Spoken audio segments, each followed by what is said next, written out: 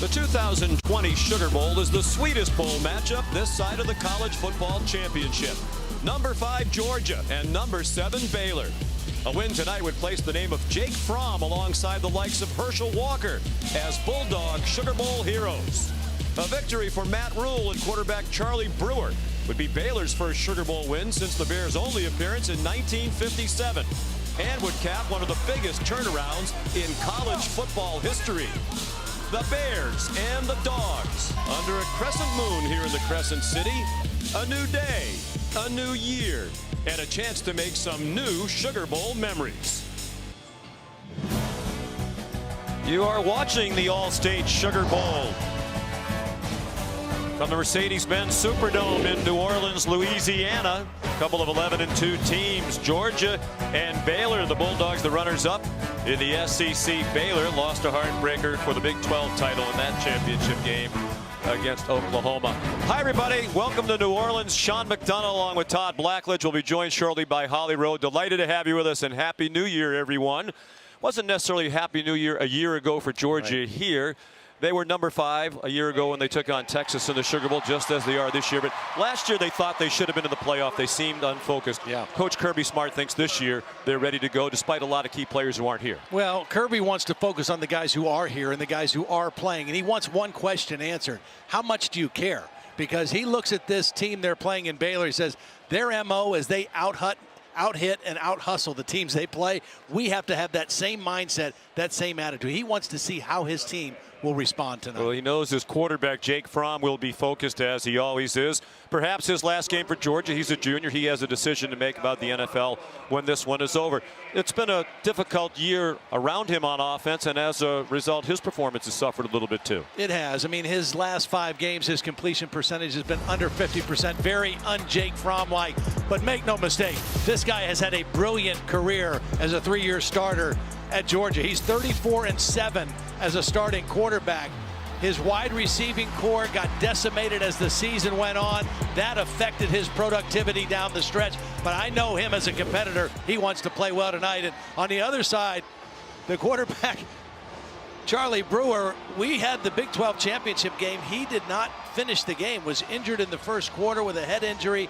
He is back. He's healthy. He's a very fierce competitor, plays the game a lot like Sam Ehlinger, who really caused problems for this Georgia defense last year. Baylor, one of the great stories in college football this year. 2 seasons ago, 11 losses. This season, 11 wins under Matt Rule. The coach is with Holly Rowe. Well, Coach Rule, you were a 7-year-old little boy watching the Sugar Bowl as a kid. It was a big moment for you. What is it like now to be on this field coaching your team here? Well, it's exciting for me personally, but I'm more excited for these players. You know, of the 11 guys who are going to start on defense, 10 of them started 2 years ago. We went 1-11. They've worked. They've earned this opportunity. I want them to go play great.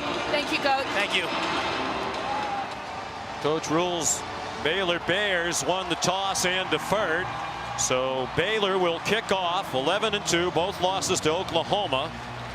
And Jake Fromm getting ready for what might be his last game as a Georgia Bulldog.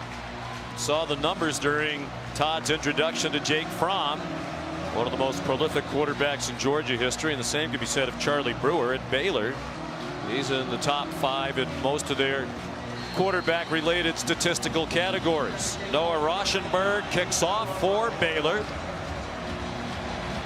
Demetrius Robertson deepest for Georgia. 5th meeting all time between these two. The previous 4 all played in Athens a long time ago, all of them won by Georgia.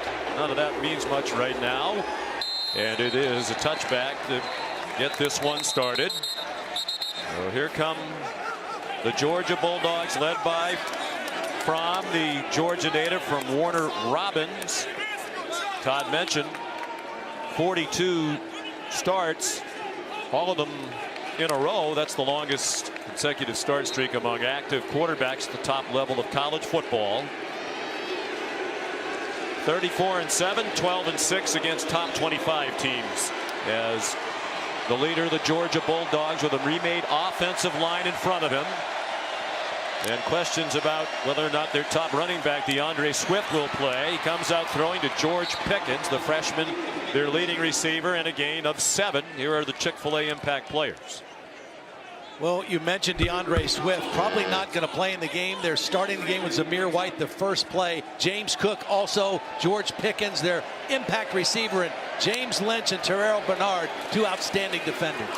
Lynch, the defensive player of the year in the Big 12. That Baylor defense stops Zamir White. James Lockhart, part of a terrific three-man front. They're a 3-3-5 defense, and they have been disruptive all season long. A school record 43 sacks. They have 30 takeaways, among the leaders in the country in that category. On 3rd and 3, from the pass and on target for a first down. Pickens got just enough before he got upended by Jordan Williams. And on the first drop back, 3rd down play, those two new starting offensive tackles hold their own very well. Going to see a lot of quick throws from Jake Fromm. They're not going to let him keep the ball in his hands very long. Zamir White again. Strong run. Almost to the 40. Stopped by Henry Black. Here's Holly Rowe. Well, DeAndre Swift came out in full pads, warmed up with his team, and I was able to catch his eye and talk to him and say, hey, are you going to play? He said, yes, I want to try to play. He's standing there on the sideline right behind the coaches as if he can sub in any moment, but he is going to be smart with that AC shoulder joint separation or injury. Possibly his last game at Georgia as well. He's a junior. Todd McShay considers him the top running back prospect in the NFL draft this year. Played just 5 snaps in their 37-10 loss to LSU 3 weeks plus ago in the SEC title game. Zamir White chopped down by Terrell Bernard. Help from Jordan Williams. Now this is what Georgia wanted to try to do, was to use this big offensive line, even with the new starters, and try to overpower this Baylor defense. They're big up front, but their linebackers, Bernard's only a 217-pounder, but so far, no rushing room for Georgia. In this likely passing situation, James Cook comes in. Georgia has replaced both of its starting offensive tackles, 2 standouts, Andrew Thomas and Isaiah Wilson. Both opted not to play to prepare for the NFL draft. Fromm's throw way too high in the direction of George Pickens. Jamison Houston in coverage for Baylor, and after picking up 1 first down, the Bulldogs will punt. That was just a misfire by Jake because he had single coverage into the boundary on Pickens, and he just overthrew him. There's Jake Camarda, sophomore from Norcross, Georgia, has had a very good year, averaging 47.4 per punt. Rayland Arnold back deep. Baylor, a very good kick block team. End over end, and a fair catch made by Arnold. At the 17-yard line, you're watching the All-State Sugar Bowl from New Orleans.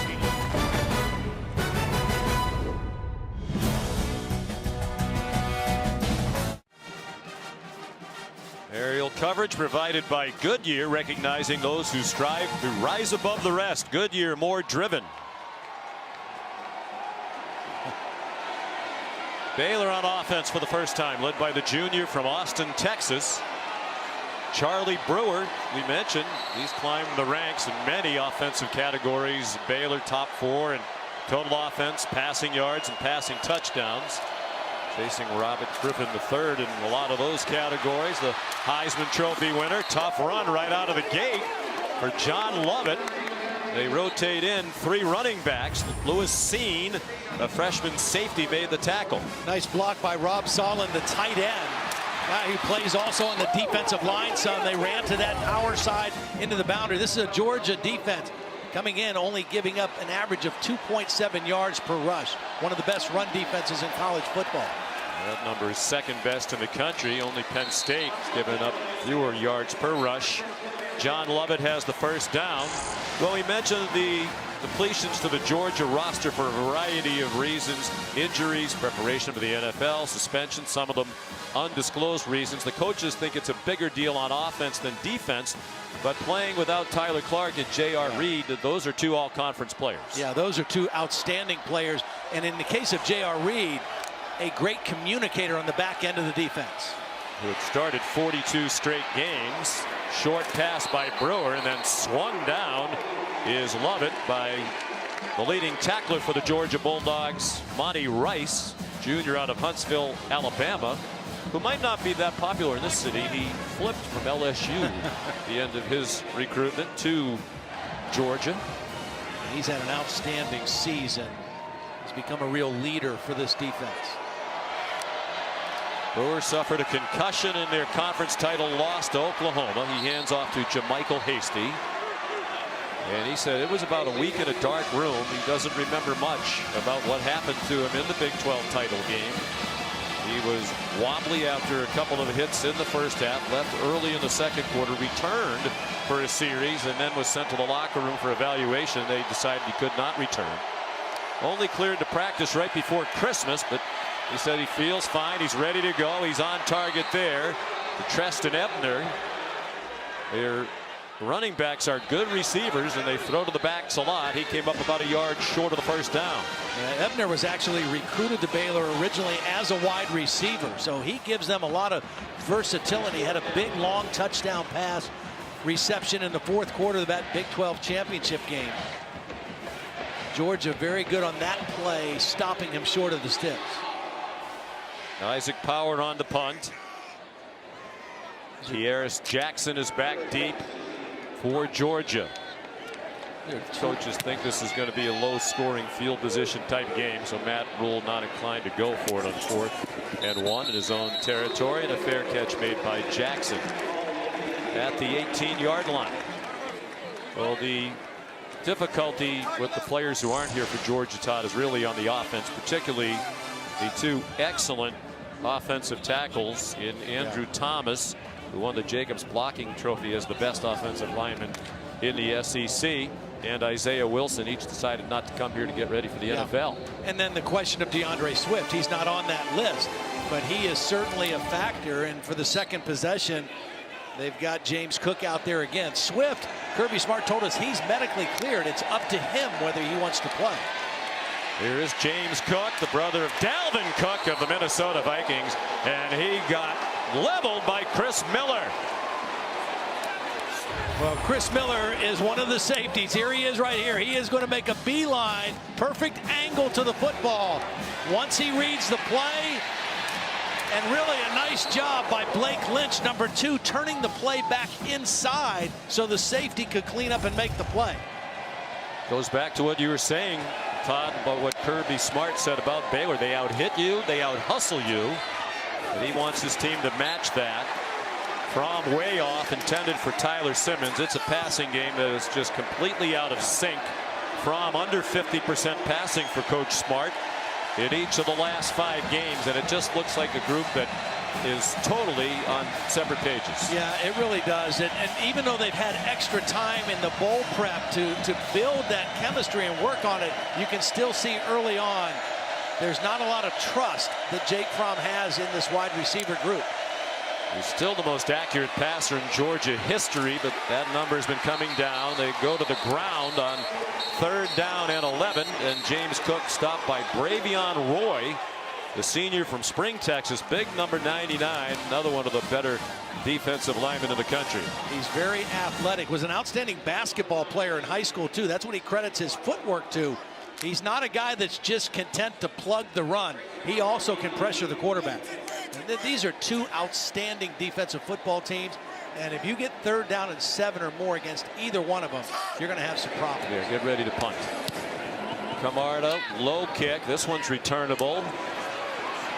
Braylon Arnold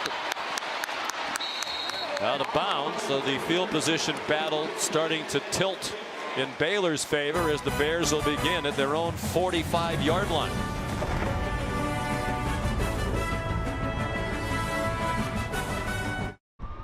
The All-State Sugar Bowl, brought to you by Allstate, reminding you that football season is mayhem.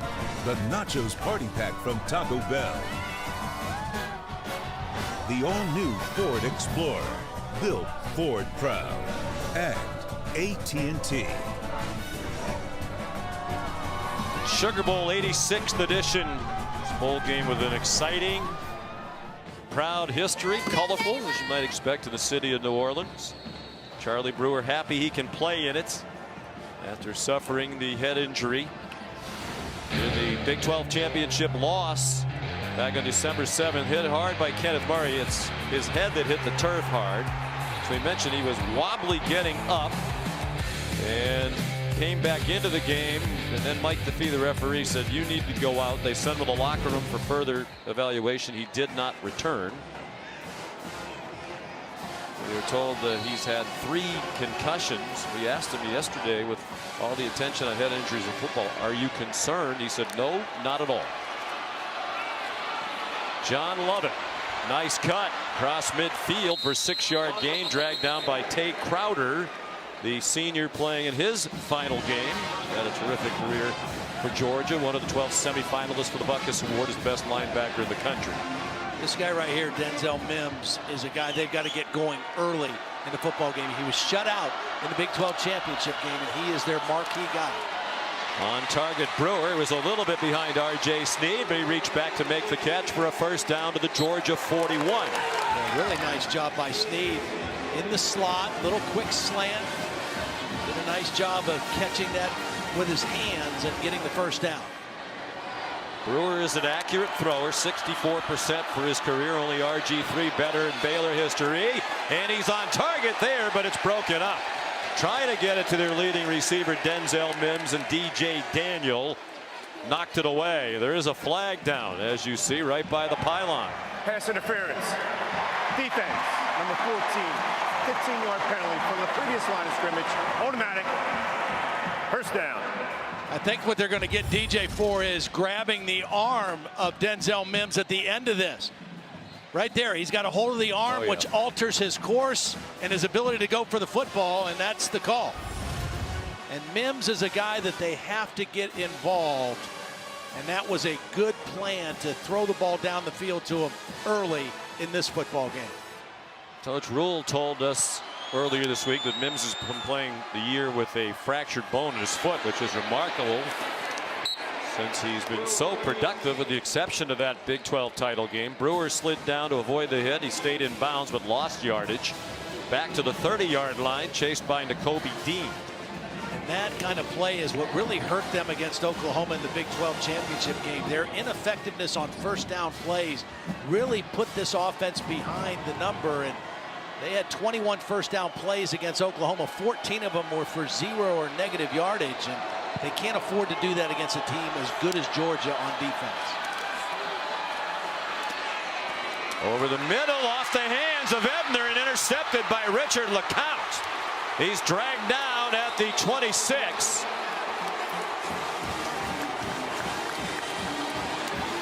First turnover of the game. Timeout. Malik Herring put pressure on Charlie Brewer. Still looked like the throw was catchable, at least looking at it live, Todd. It was a little bit closer to the middle than Ebner wanted it to be, but it was an outstanding play by LeCount on the deflection.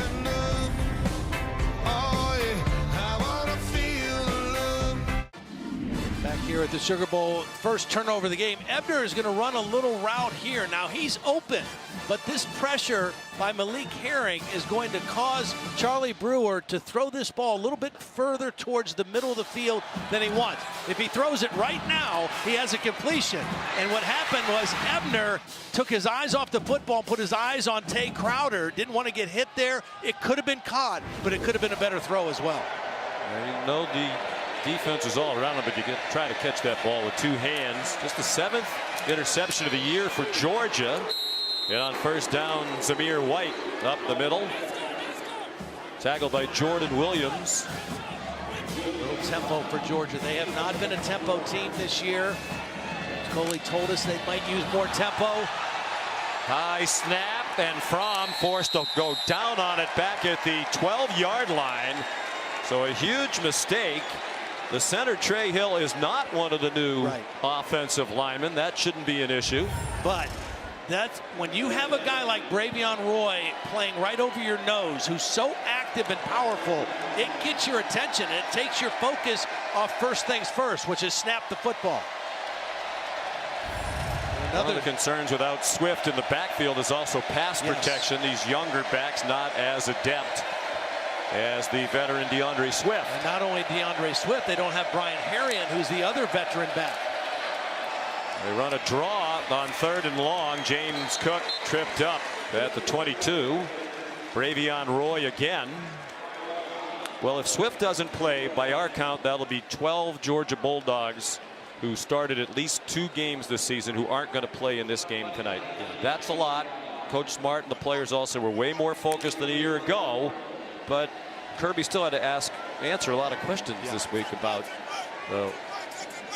depletions to the roster. There's Jake Camarda to punt again. Getting closer and closer to him. This one is much higher after a couple of low punts, and a fair catch made by Grayland Arnold at the 31. Good kick by Camarda, 47 yards. Media, timeout. Want to stay up to date?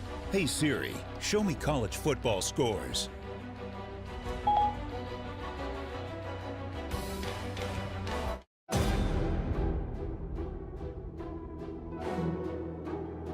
Better give me your attention and undervibe dose. Made it through.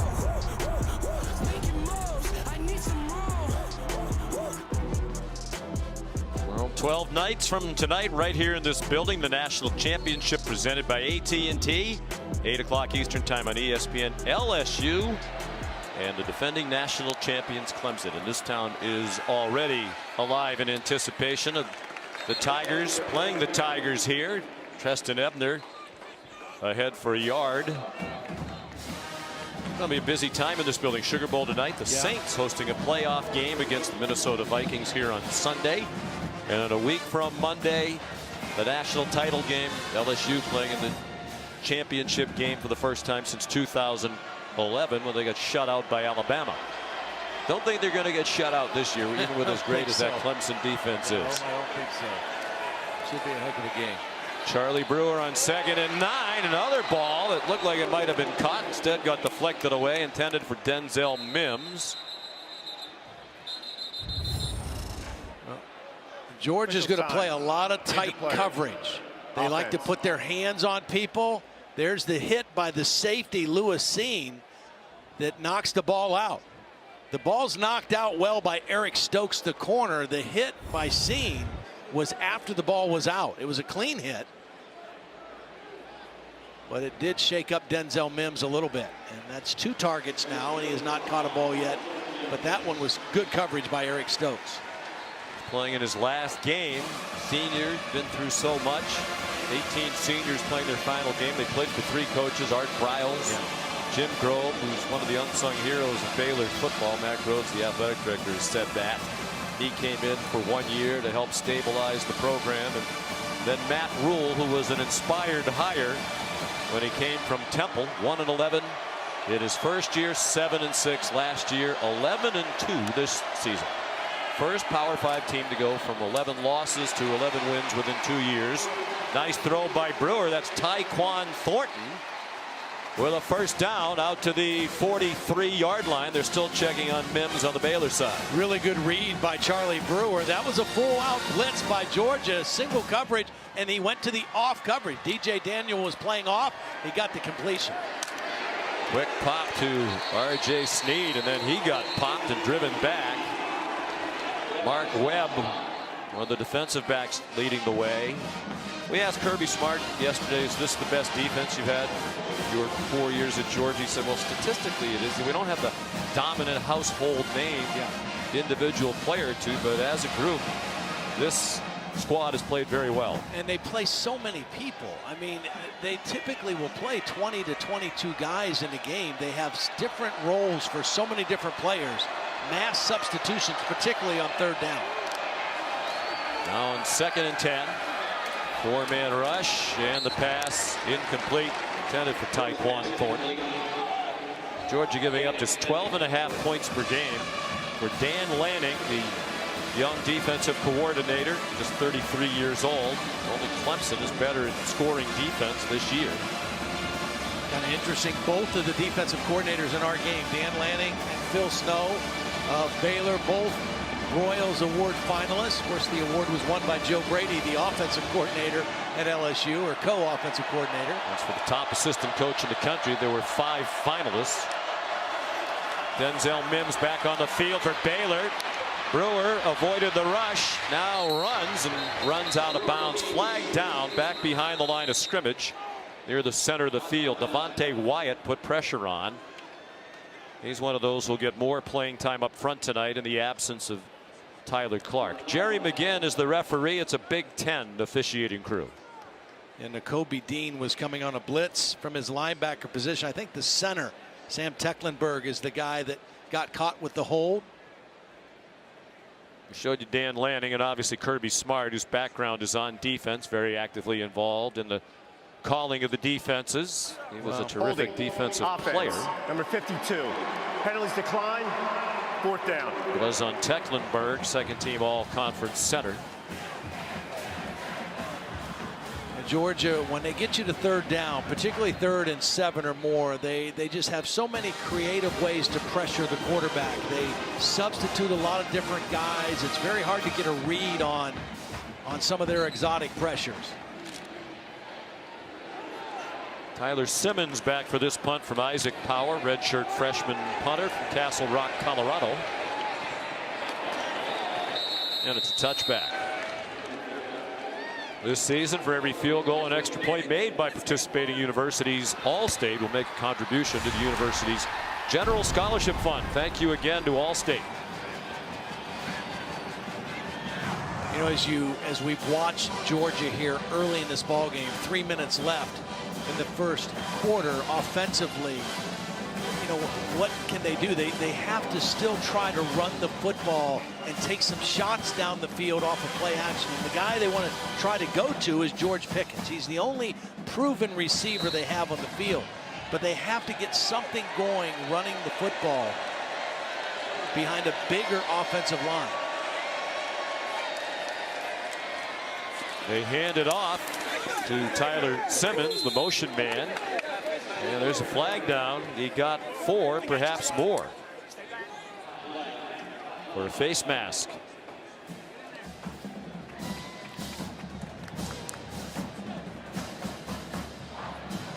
Personal foul. Face mask. Defense. Number 8. 15-yard penalty. Added on to the end of the run. Automatic. 1st down.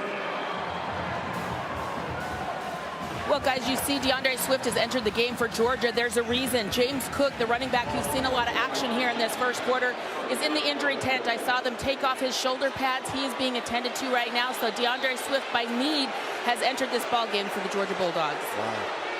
You wonder what they'll do with him, Holly. Will they let him run inside? Will they use him in the pass game? We'll find out.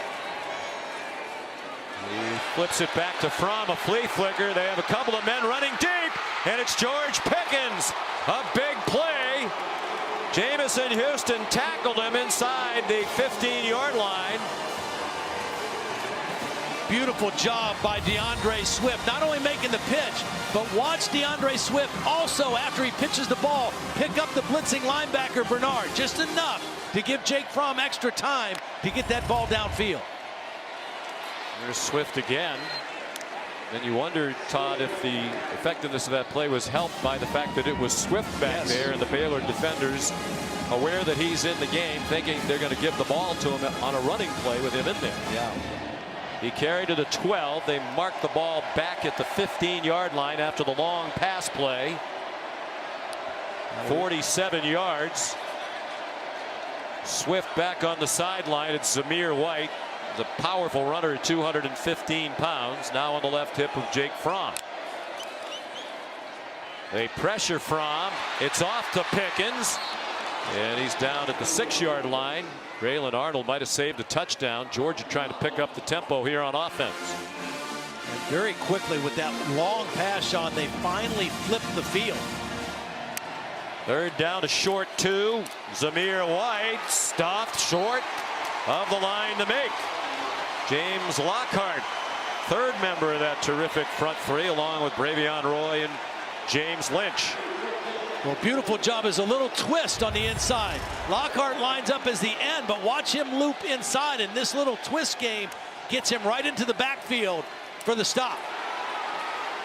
They're a very active front, and their linebackers, even though they're not very big, they're very quick and very active. Rodrigo Blankenship Georgia's all-time leading scorer. Won the Lou Groza Award as the best place kicker in the country this year. Mind you, Baylor's a very good kick blocking team. They blocked 5 this year, but that one through the middle with no problem. It's a 24-yard field goal. And Georgia on the board first, unlike last year when they were sloppy early and trailed Texas 17-0. Wildcard weekend starts with our game on ESPN and ABC. It's Saturday at 4:30 Eastern Time. Josh Allen and the Buffalo Bills take on Deshaun Watson in Houston, Texas from NRG Stadium. Our coverage starts with postseason NFL countdown at 3 Eastern. Both are live on the ESPN app. Pre-game and the game. You can watch anywhere. Bills looking for their first playoff win since 1995. Josh Allen still a little bit scattershot offensively, but seems to be improving, and obviously Deshaun Watson can take over a game. Unbelievable. Deshaun Watson, you know, amazingly, a lot of people questioned whether he would be able to make the transition from college football, great career at Clemson, to the NFL, and he's been brilliant. Michael Hasty back for the kickoff from Rodrigo Blankenship. Josh Fleek's also back there. Talk about possible distractions with so many Georgia players not here. Baylor's had to deal with some of it too. Yes. Their team is really here intact and fired up and ready to go, but Matt Rule has been mentioned regularly. That's Phil Snow, the defensive coordinator, getting after the defense. Matt Rule's name has come up in several NFL coaching vacancies. He has a little bit of NFL experience, a year with the New York Giants. He's from New York City. He has said all week that he expects that he'll be back at Baylor, but he told his team, addressed it head on, I would certainly be foolish not to talk to NFL teams. But the word he kept using is situation. Not every situation in the NFL is great. He controls a lot of his situation at Baylor. Absolutely. You know, and he is very right in saying if the situation isn't right, it's tough to win, whether you're talking about college football or pro football. It doesn't mean you have to be a control freak, but you have to have the right pieces in place, the right people around you that are your guys that you trust to make things work effectively. You can understand why he'd be a candidate with the job that he's done. Charlie Brewer, deep ball. Single coverage, but not on the same page at all with Chris Platt, who was running with Mark Webb in coverage. Mark Webb was in perfect position coverage-wise. The ball was underthrown, didn't even have a chance for Chris Platt, but that would have had to have been a perfect throw because Mark Webb, who's a converted wide receiver, kind of plays the nickel or star position, was in great shape. Brewer in trouble. Finally gets rid of it, just throws it away. They've given up 35 sacks, Baylor. When I talked to a couple of the coaches today, they said one of the problems is Brewer frequently hangs on to the ball too long. Yeah, and that can happen. I mean, and sometimes he moves. He's a guy who likes to do things with his legs, and sometimes they don't know where he is. If he's moving in the pocket, sometimes those offensive linemen aren't sure where their quarterback is. And so, yeah, sacks aren't always just a lineman getting beat by a defensive player. Got to be careful here, though. 3rd and 10 against this Georgia defense. Smart with the ball. 4-man rush, and they get pressure on off the offense's left end. Denzel Mims made the catch. DJ Daniel made the tackle. Azeez Ojulari putting the pressure on. Very much like when Kirby Smart was with Nick Saban at Alabama and the way they played defense. They contest every play. I mean, they don't want you to gain 1 ounce or 1 inch more than you catch the football. That's a couple times now where Baylor's completed a pass on 3rd down, but it's been short of the 1st down marker. Isaac Power, good kick. Tyler Simmons, fair catch. That gets us to the end of the 1st quarter. Georgia leading 3-0. The Bulldogs will have the ball from their own 15-yard line. When we come back to the All-State Sugar Bowl. Happy New Year from New Orleans.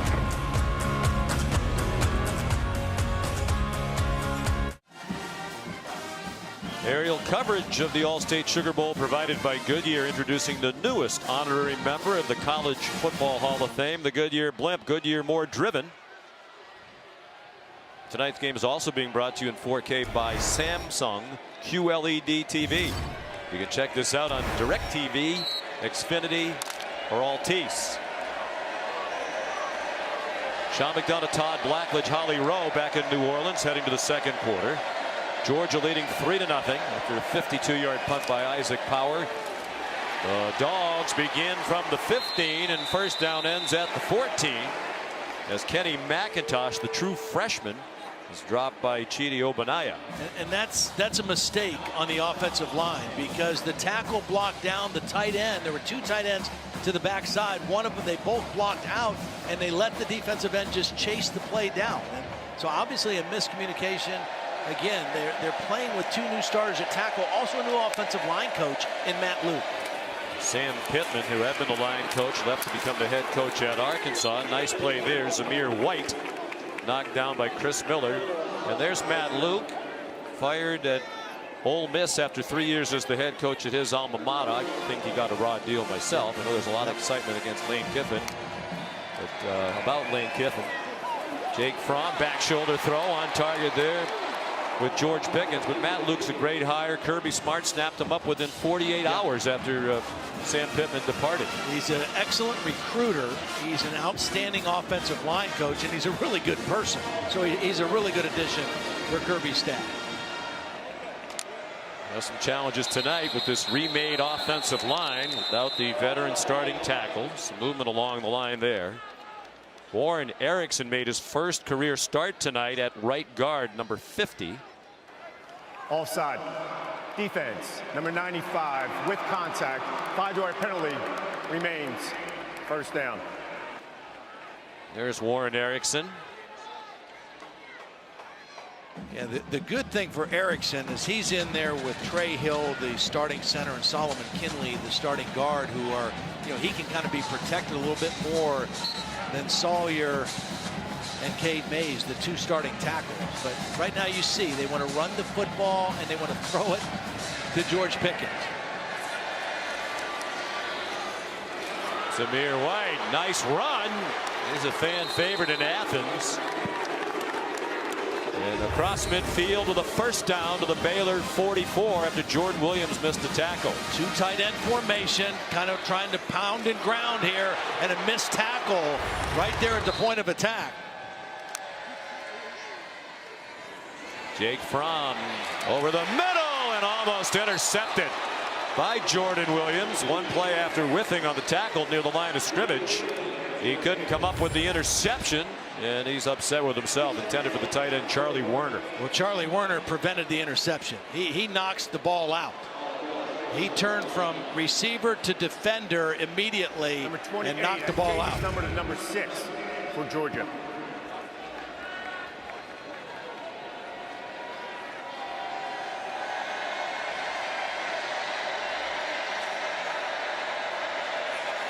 In this Baylor defensive line, these three, they stand up so much, so different.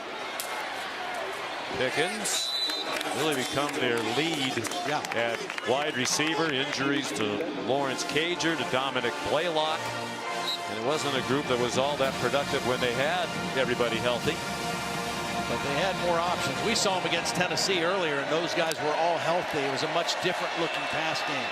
Saw Lawrence Cager, big target, out with an ankle injury. It's the end of his career. He came over as a grad transfer from Miami. Kenny McIntosh for the first down. Nice job by James Coley calling a formation that time to the field where they were able to outflank the Baylor defense. They snapped it quick. They had two tight ends and a receiver to that side. They got the ball out on the perimeter. And when we talked to Phil Snow, he thought some quick sweeps would be something Georgia would do because Oklahoma had success with those kind of plays against them in the Big 12 championship. Pressure from Fromm's left. He throws for Pickens. He runs under it, catches it, and a touchdown for Georgia. I mean, you know they're going to throw it to him. He's the only guy that they feel confident making contested catches. He's going against Jamison Houston, and a perfect drop in the bucket by Jake Fromm. Right over the outside shoulder. You can't throw it in a better spot.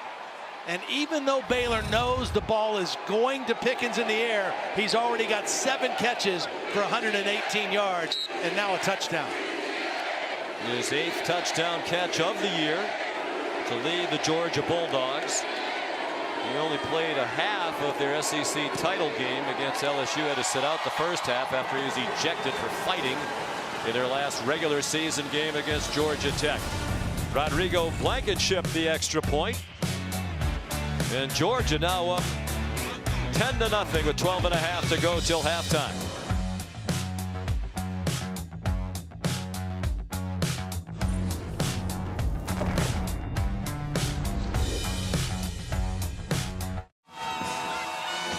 Taco Bell is bringing the best of the regular season to the All-State Sugar Bowl by creating the Live Más student section. Today they're picking up the tab for students from each school so that these passionate fans can cheer on their teams.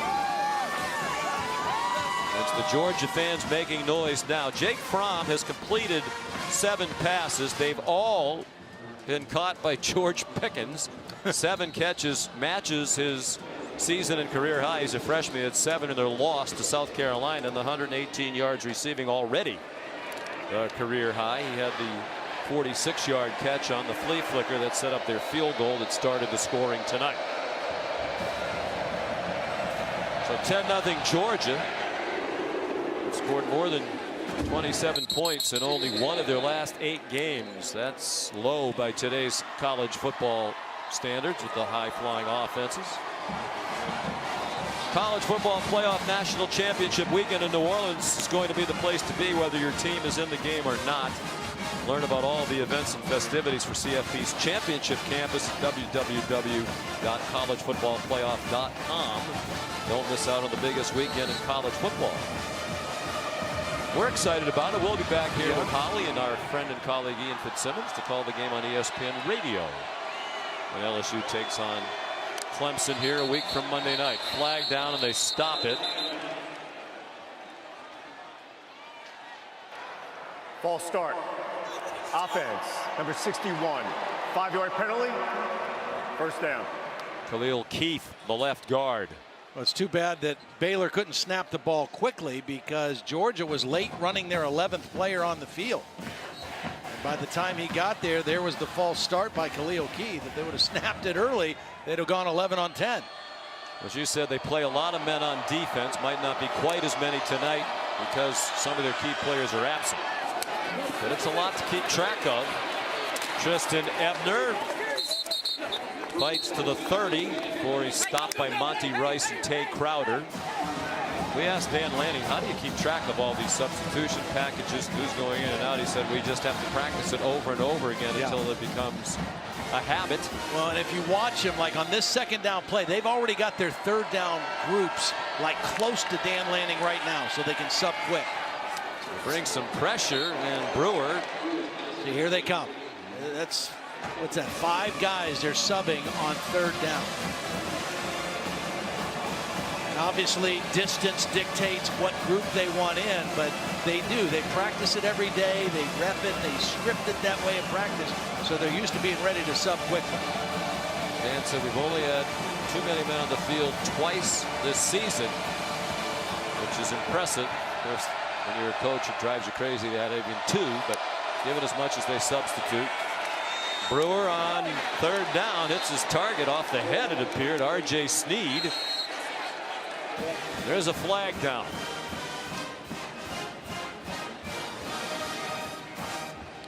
You know what? I think they're going to get Blake Bettier for a he threw a punch at the end of this play.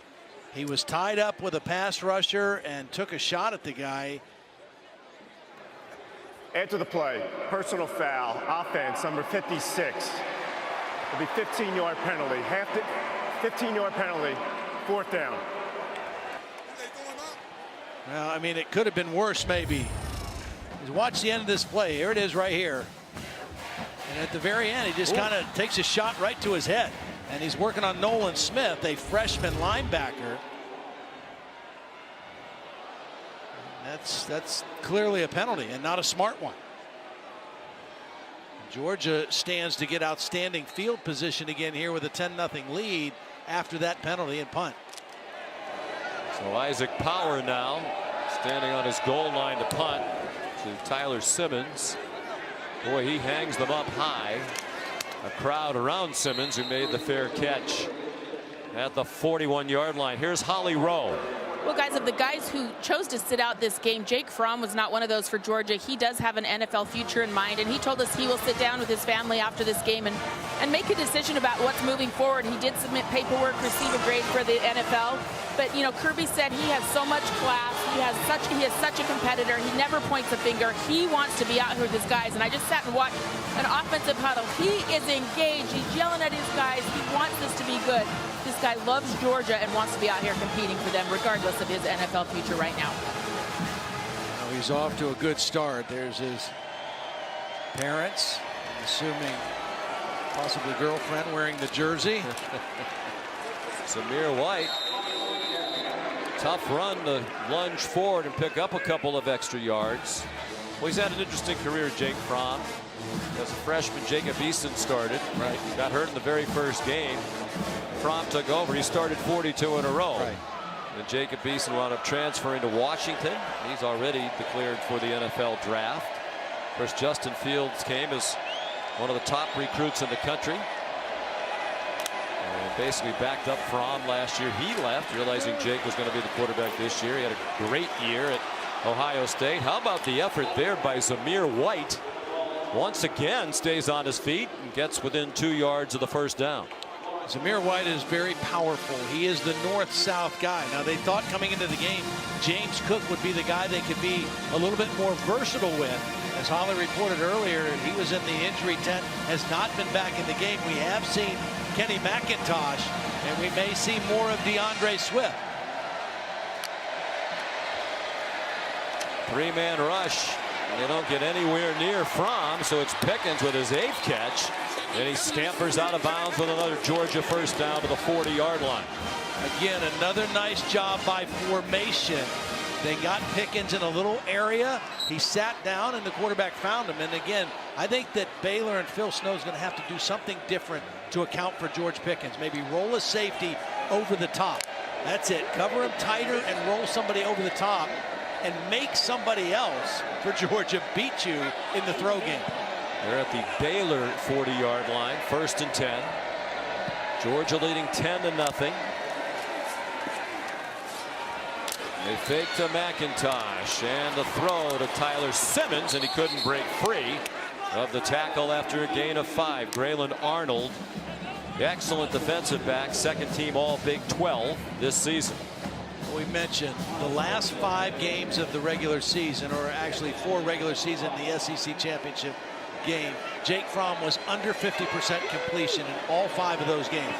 Tonight, 9 of 12. He looks sharp, and he seems to be getting on a little better page with his receivers, especially George Pickens. They flip it to Simmons, heading the other direction. Nice play call and well executed, and Simmons finally taken out of bounds just shy of the 20-yard line. Really nice job by the tight end, Charlie Werner. Watch Werner get out here and lead. A lot of times you bring that tight end in motion and he cuts off the backside end. This time he passes up the backside end and gets out on the safety. Gets the block on Graylin Arnold, and that perimeter run on the toss to the wide receiver Simmons has been a good play for them a couple times here already in the first half.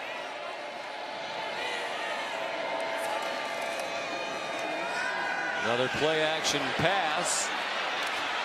Fromm. Baylor fans want a holding call. Fromm throws it away.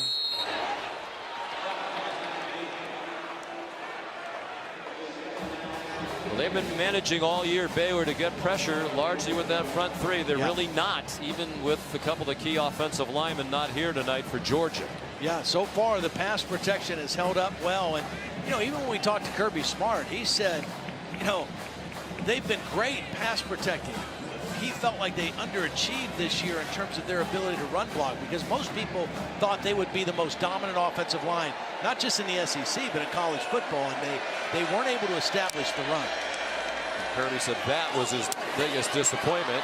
Pickens again having a monster first half, but it's pretty easy to explain when you watch Georgia play. they don't have playmakers and wide receivers. Yeah. So the other teams are saying, okay, we're going to single cover these guys. We're going to load up the box. We're not going to let DeAndre Swift beat us. Yeah. And they haven't been able to take advantage of those loaded boxes in the passing game. Well, here's Pickens with tight coverage. No help. Fromm surrounded, gets it off for Charlie Werner. He was covered by Henry Black, a Louisiana native, back in his home state, fifth-year senior out of Shreveport, who's been through the bad times and the good for the Baylor Bears. I'm not really sure why Jake didn't take a shot at George Pickens on this play, because I think he had him for a touchdown. They're going to settle for the field goal, but I think he had a shot on the post, the skinny post, if he goes ahead and gives him a chance at the ball. There's Blankenship, who's connected from 24. This is from 31. Coming the end of his career. He has a lot of relatives in attendance tonight. Whistles before the snap. I think Kirby wanted to call timeout. I wonder if he's contemplating whether he wants to go for this or not. Timeout, Georgia. Their first of the half. It'll be a full charge. Timeout with media. You're watching the All-State Sugar Bowl.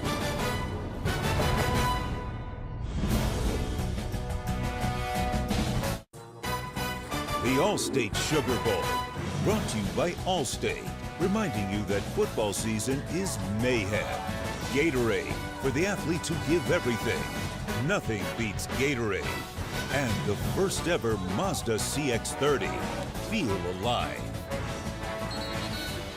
Number of events for these two teams during the week. Monday, visit to the local children's hospitals. Baylor Bears visit Children's Hospital New Orleans. The Bulldogs visited the Ochsner Medical Center, taking pictures, signing autographs, playing games with the patients. Yeah. That's really the most important Yep. activity of Bowl Week for these teams. They've been blessed with excellent weather here in New Orleans.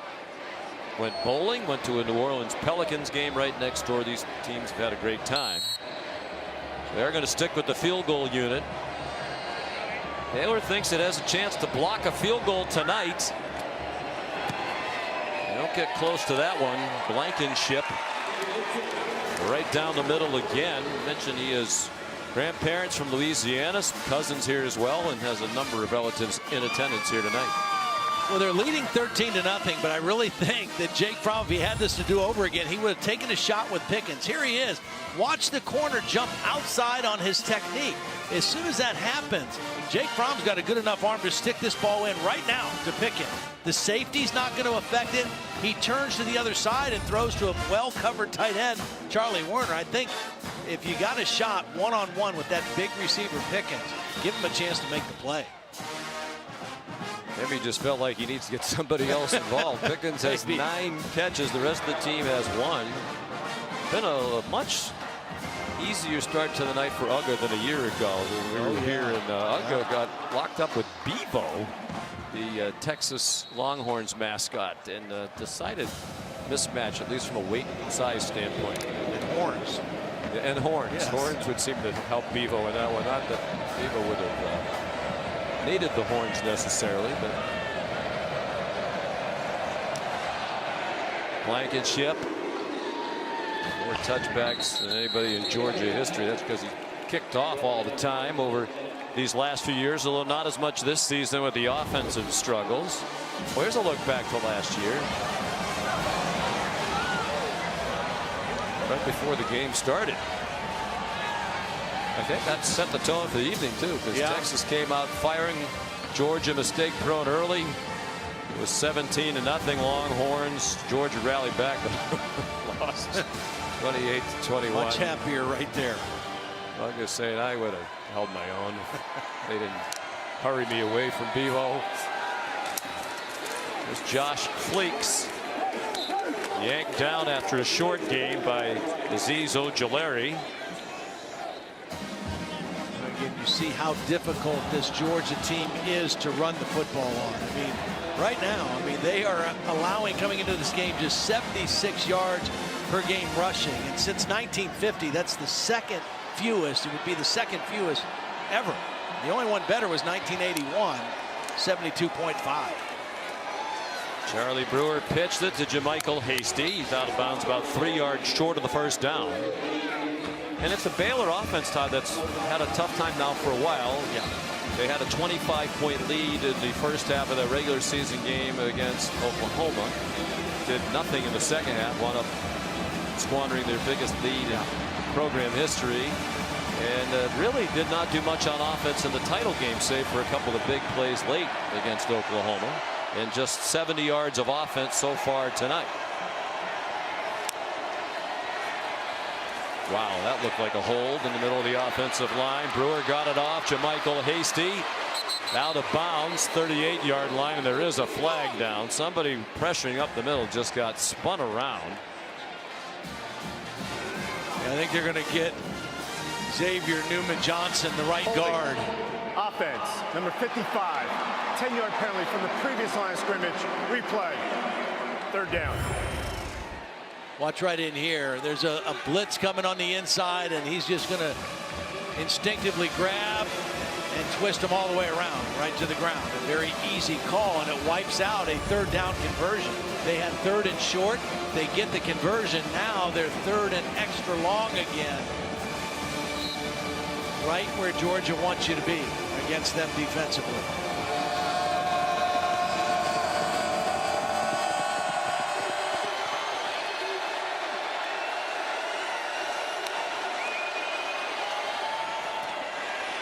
Treston Ebner looks like he might have gotten it after a missed tackle about 5 yards short of the line to make. It was Tyreek Stevenson who didn't get him on the ground, and DJ Daniel finally knocked him out of bounds, but it's a big first down for Baylor. And that's a play that would drive Dan Lanning and Kirby Smart crazy. You let him catch it underneath and you make a tackle. There's the miss by Richard LeCount, and then Stevenson right behind it. And now Brewer going deep, and it is incomplete, looking for Tyquan Thornton. And Matt Rule's upset, and should be, because he got away with a grab of the jersey. He was beat on the play, and the defender grabbed the jersey to slow him down. That was DJ Daniel. Watch as he gets beat on the play. He's going to reach out and grab the jersey, actually the undershirt under the jersey, and that impedes the receiver from going to the football. That's got to be called. I mean, that's blatant. We've had 2 of those in as many games that we've done, and the officials completely whiffed on what should have been a pass interference call against LSU in the SEC title game. And I mean, that's right out there for everybody to see. Especially when you see the shirt like pull all the way out from the body. I mean, it's obvious that it's a penalty. Well, you mentioned it during the Big 12 title game. Matt's dad, Dennis Rule, is a minister, and he's on the sideline regularly. Remember, there he's right behind Matt. Says, when I start to get a little saltier, my dad gets closer and closer. There he is. Itching his way closer. He said he doesn't always say something, he just lets me see him so I know to clean up my language. Now Brewer gets hit, got it off, knees are down on the catch. Or actually lost about a half yard to the tight end Christoph Henley from Innsbruck, Austria. Went to high school in Arlington, Texas. That is a huge miss. Yeah. Especially in a game like this where there isn't likely to be a lot of offense. Well, and again, 3rd down and long. You're just not going to have any success against this Georgia defense. First of all, the creative pressures, it's going to cause confusion. You're not going to block them. And then they do so many different things coverage-wise when they get you in those situations. Matt Rule still giving the side judge John Hayes an earful. Isaac Power. Tyler Simmons.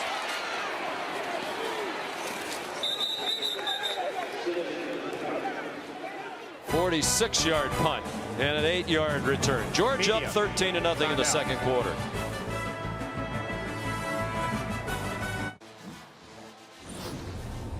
Here's a look at tonight's AT&T best performance. Well, the passing game for Georgia has been George Pickens.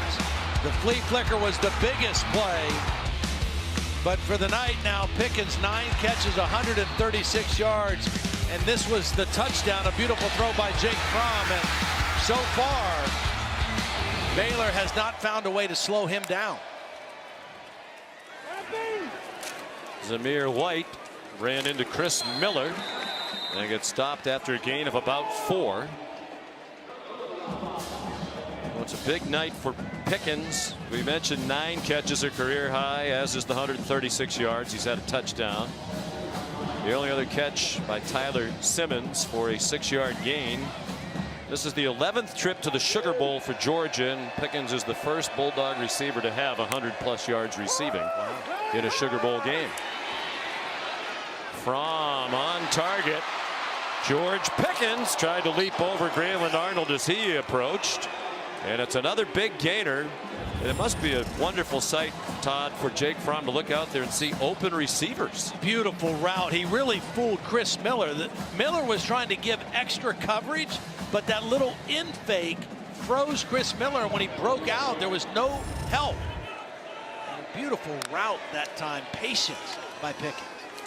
So much of this season, it's been hard for Georgia to get receivers open. They feel like they have a very good recruiting class of receivers coming in for next year.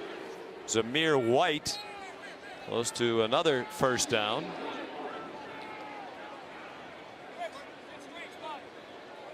Well, they lost 3 to the NFL early, and then they started getting guys hurt this year, and right now Pickens is the only proven guy that they have. Like James Lynch was offside. DeAndre Swift was back on the field for one of his few snaps of the night on that play. George Pickens couldn't catch it, but it looks like it's Baylor offside. Defense, number 93. 5-yard penalty remains first down. But Sean, even on that play, George Pickens was open in the middle of the field. It wasn't a good throw, and they got the penalty. But I think Baylor needs to get some hands on him and redirect him, reroute him a little bit. And this is the best thing that Phil Snow can see is George Pickens on the sideline getting some water. Phil Snow, as Todd mentioned, like Dan Lanning on the other side, one of the 5 finalists for the Broyles Award, 63-year-old veteran of 42 years in coaching. Matt Landers short of the first down. And Phil Snow, one of the real characters in coaching, too. Just a fun guy to talk to. Very interesting, passionate. He was fired up for this game because he likes old school hard-nosed football. And he says that's what they play in the SEC, maybe a little bit more than what we see in the Big 12. He likes the challenge, but right now, Georgia kind of having the better of it. And the better of his defense. He tells his players Big 12 is soft. Just try to fire him up and get him mad a little bit. It's less soft this year, if it ever in fact was soft. Much better defense played in the Big 12 this year. Demetrius Robertson for another first down. These wide runs, I mean, they were not having success running inside. The wide runs have been much more effective, and it's really because the tight ends are blocking so well on the perimeter. That time, Eli Wolf, an outstanding block on the edge. You know, another person who's been criticized this year is Georgia has not been terrific on offense. James Coley, the offensive coordinator, he's done a very nice job with the play calling tonight. It's been a variety. And of course, when you have success as they complete again the Pickens, Todd, doing some things, it opens up other things. When you're getting stuffed on every play, you can't set up other options in your playbook. There's James on the left. Well, as Kirby said, they had to overachieve with their wide receiver and skill positions this year. They had to do things creatively that they haven't had to do in years past because of the injury situation. Second down and 8, under 2 minutes to go in the half. Georgia leading 13-0. Fromm to the end zone. Caught! Touchdown, Matt Landers.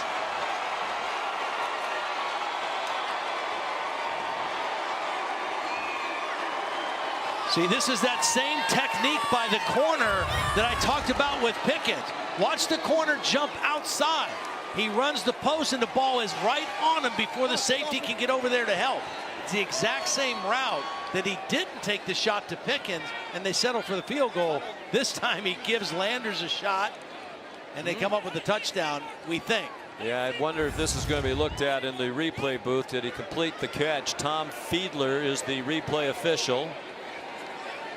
The Bruin on the field was confirmed. That didn't take long. DeAndre Swift in. They're going for 2 here in the first half. Fromm looked at Swift. Instead, throws an incomplete pass, batted away by Grayland Arnold. The general direction of the tight end Eli Wolf, the transfer from Tennessee. Georgia in control in the first half of the All-State Sugar Bowl.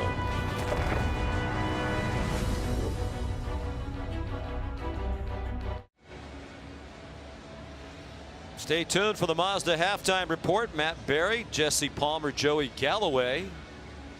They might need to get to the set and get going here. There's lingering on the sideline. Ian Fitzsimmons on the radio down there as well. Getting ready for the national championship game, which will be on ESPN Radio in addition to ESPN TV and the app. There's Matt Berry. Apparently they're going to do it from the field. Do they have a set? Or are we saving on the budget earlier in the new year? It's good to start, the new year right financially. Maybe we can spend a little more money later in the year. Here's another touchback off the foot of Rodrigo Blankenship. Now, Jake Fromm's having a beautiful game, but on this 2-point conversion, DeAndre Swift's in the game for a reason. He's got him right now. So that's his first read. Now, right now, he doesn't like that, but George Pickens is going to open up right here. That's his second look. And he doesn't go with either one of them. Now, again, it's not that big a deal. It's a 2-point play, and he's having a great game now, 14 of 19. But that's 2 points that he could have had, I think. A little surprised they went for 2 in the first half of the game. Charlie Brewer at quarterback. Can Baylor get anything going? Brewer's 9 out of 17. They have 82 yards of total offense. He dumps it off for JaMychal Hasty, lowers his head and picks up 3 or 4, chopped down by Eric Stokes. All 3 timeouts left for Baylor with 1:38 to go in the half. Again, it's so critical what you do on first and second down. You have to win those downs against Georgia, and they've not been able to do that in this first half. Back shoulder throw, incomplete, intended for Tyquan Thornton out of Miami. Here grew up friendly with Teddy Bridgewater, who started the Sugar Bowl here with Louisville a few years ago. Teddy a few years older, but they played in the same youth football program, knew each other well, and have stayed in touch. Yeah, actually got to see each other at the Saints practice facility, right? That was a real treat for Baylor this week, practicing over at the Saints facility. Saints have been great this week. Chance to interact with some of the players over there.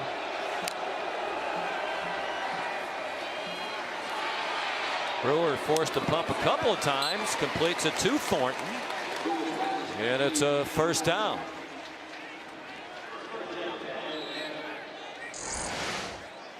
Here's a look at the reunion at the Saints practice facility the other day. Teddy Bridgewater made it a point to come out and find Tyquan Thornton. Yeah, Tyquan told us that even though Teddy played in an older age group, he would work with the quarterbacks on his team. He would stick around and help out those guys. Boy, heavy rush. Brewer spins away from it, throws back across the field to Hasty, who's to the 41. Boy, that was a hard-earned 5 yards for Baylor. They're down to 1:05 to go in the half. Well, you see the elusiveness of Charlie Brewer, because it was a quick rush right away that he eludes. I know Denzel Mims has an injured foot, but he trotted back to the line of scrimmage when they're in hurry-up mode here, and now it's Adam Anderson with a sack of Brewer. It might be Georgia looking to call a timeout now. And it is. The Bulldogs use one with 44 seconds to go. Georgia, their second of the half. Be a 30-second charge timeout.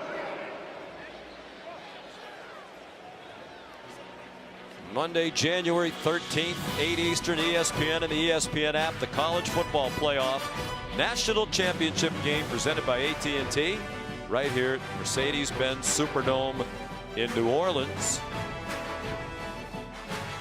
I think we're going to see the #1 pick in this year's draft, Joe Burrow, against the #1 pick in the 2021 draft, Trevor Lawrence. Yeah, well, Joe Burrow has been great from start to finish. Trevor Lawrence a little slower getting out of the gate than people expected, but he has been outstanding down the stretch. And when that game was on the line in Phoenix the other night, it was impressive what he did.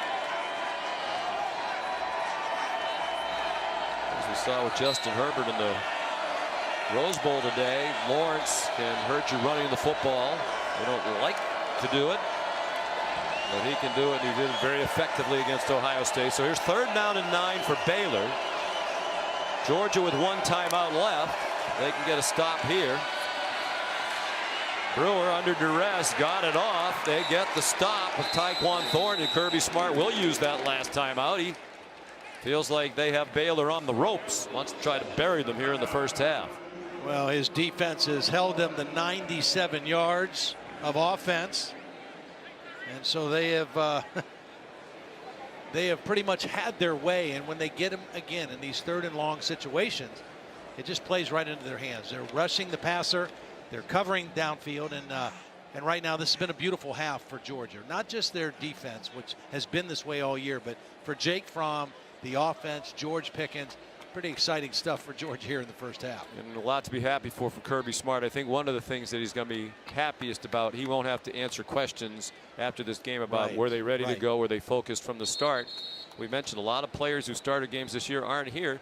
Backups playing well, and Jake Fromm in that passing game finally finding a little bit of a rhythm. Dog fans been waiting for that most of the season. Yeah, and Kirby was very emphatic with us, saying when we met with him, he says, look, everyone wants to talk about the guys who are not here, the guys who aren't playing. The guys who have been here and are playing, they have practiced really hard. We want to focus on those guys, and I want to see how our team is going to play. And I think he's happy with the answer that he has in the first 30 minutes. There's a power. They don't have anybody back. That's one of the reasons why they got some pressure. It's an excellent punt. Down by the 3-yard line by Ross Matisic, the snapper. He's an excellent player. He's a backup middle linebacker. We saw him get into linebacker in the Big 12 championship game. 57-yard punt.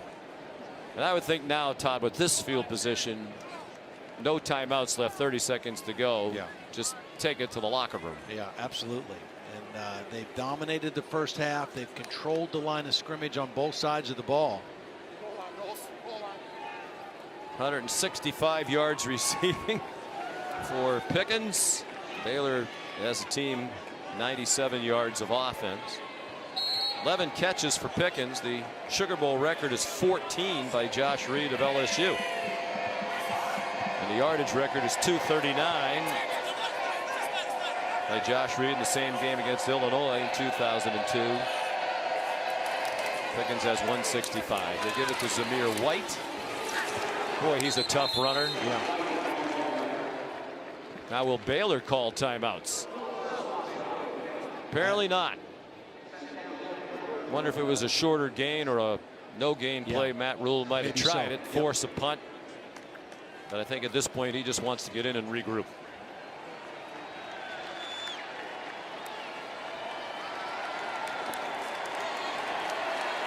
Appreciative round of applause from the Georgia fans. The freshman George Pickens, the star of the night. And here's Kirby with Holly. Well, Coach, you wanted your team to out-hit and out-hustle. How do you assess that they started this Sugar Bowl game for you? Well, it's not over, and we all know that. It's a 4-quarter game. This team's been in a lot of tough battles, and right now we're playing hard. We're a little winded. I think they are too. You've had some great success with Pickens in the passing game. What is really allowing that to kind of come alive for you right now? Free access right now. If they don't get their hands on him, it's hard to contain him, and Jake's made some good throws to him. And James Cook, what's his status to return to this game? Right now, I'm not sure. He's got a rib injury and don't know if he'll be back. All right. Thank you, Coach. Thank you. All right. Thank you, Holly. Our score at the half, Georgia 19, Baylor nothing. We'll send you to the Mazda halftime report right after these messages.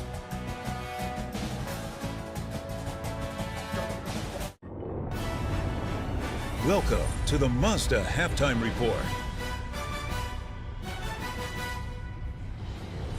We have reached halftime at a Mazda halftime report of the All-State Sugar Bowl, and right now it is all Georgia against Baylor on this New Year's Day. Hi there, Happy New Year's to you and yours. Jesse Palmer, Joey Galloway, Matt Berry came into this game knowing that Georgia was going to be without 11 starters, 7 of them primarily defensive players, but at least early on that hasn't affected them defensively. And offensively, it's been about one guy, and that's the receiver, Joey. It's been this Georgia team. The offense has struggled during this season, been up and down, missing all these guys. You assume that they would struggle in this game against a talented Baylor defense. Somebody got to cover George Pickens. Right now, Jake Fromm has 14 completions, 11 of them to George Pickens. George Pickens missed the first half of the SEC championship game, but he's come back in this game, and he's been the go-to guy. Better ball here, and this is a touchdown early for the Georgia offense, but it's been the short pass where he makes a guy miss, gets a key first down, keeps the offense on the field, and they begin to roll. You're seeing the emergence of a future star in this true freshman, George Pickens. What I think makes him very unique, guys, 6'3", he's very sudden. He's very explosive. He gets off the ball. He creates separation. He has a catch radius and speed and the athleticism to contort in the air and pluck the football. He can be the next A.J. Green at Georgia. This is a guy that's going to be giving defensive coordinators fits for years to come. I mentioned losing some of the starters defensively for Georgia against the Baylor offense that we saw score quite a bit of points. They've been stout tonight. And we knew coming into this game, motivation was going to be a big factor for a lot of these backups for Georgia. A lot of them highly recruited 4- and 5-star guys. Would they want to be here and make plays? That has been the case. They're flying around, playing with passion. As a result, they've held Baylor to just 97 total yards so far. Yeah, Baylor has 6 penalties in this first half to only 1 for Georgia. They played the cleanest game we've seen Georgia play this season. If this was a Georgia team with this offense, the way their defense has played all season long, I think we'd be having a different conversation of who was in the playoff as that number 4 spot. We talked about Georgia throughout the season. It has been their defense that's carried them. And again, tonight, the defense has been really, really good in this first half. In fact, this is the 12th time Georgia's allowed 0 points in a single half this season. That is the most in FBS and the most by a Georgia in a season over the last 15 years. Some sad news in the NBA today. David Stern, who presided over the league for some 3 decades and took it to unprecedented heights, has died at the age of 77 as a result of a brain hemorrhage suffered some 3 weeks ago. Commissioner Stern started his career in the league back in 1996, worked his way to the top job in 1984. Stern was the longest-serving commissioner in the history of the NBA, growing the league from 23 to 30 teams and making significant advancements internationally. In 2014, Stern was inducted into the Naismith Basketball Hall of Fame.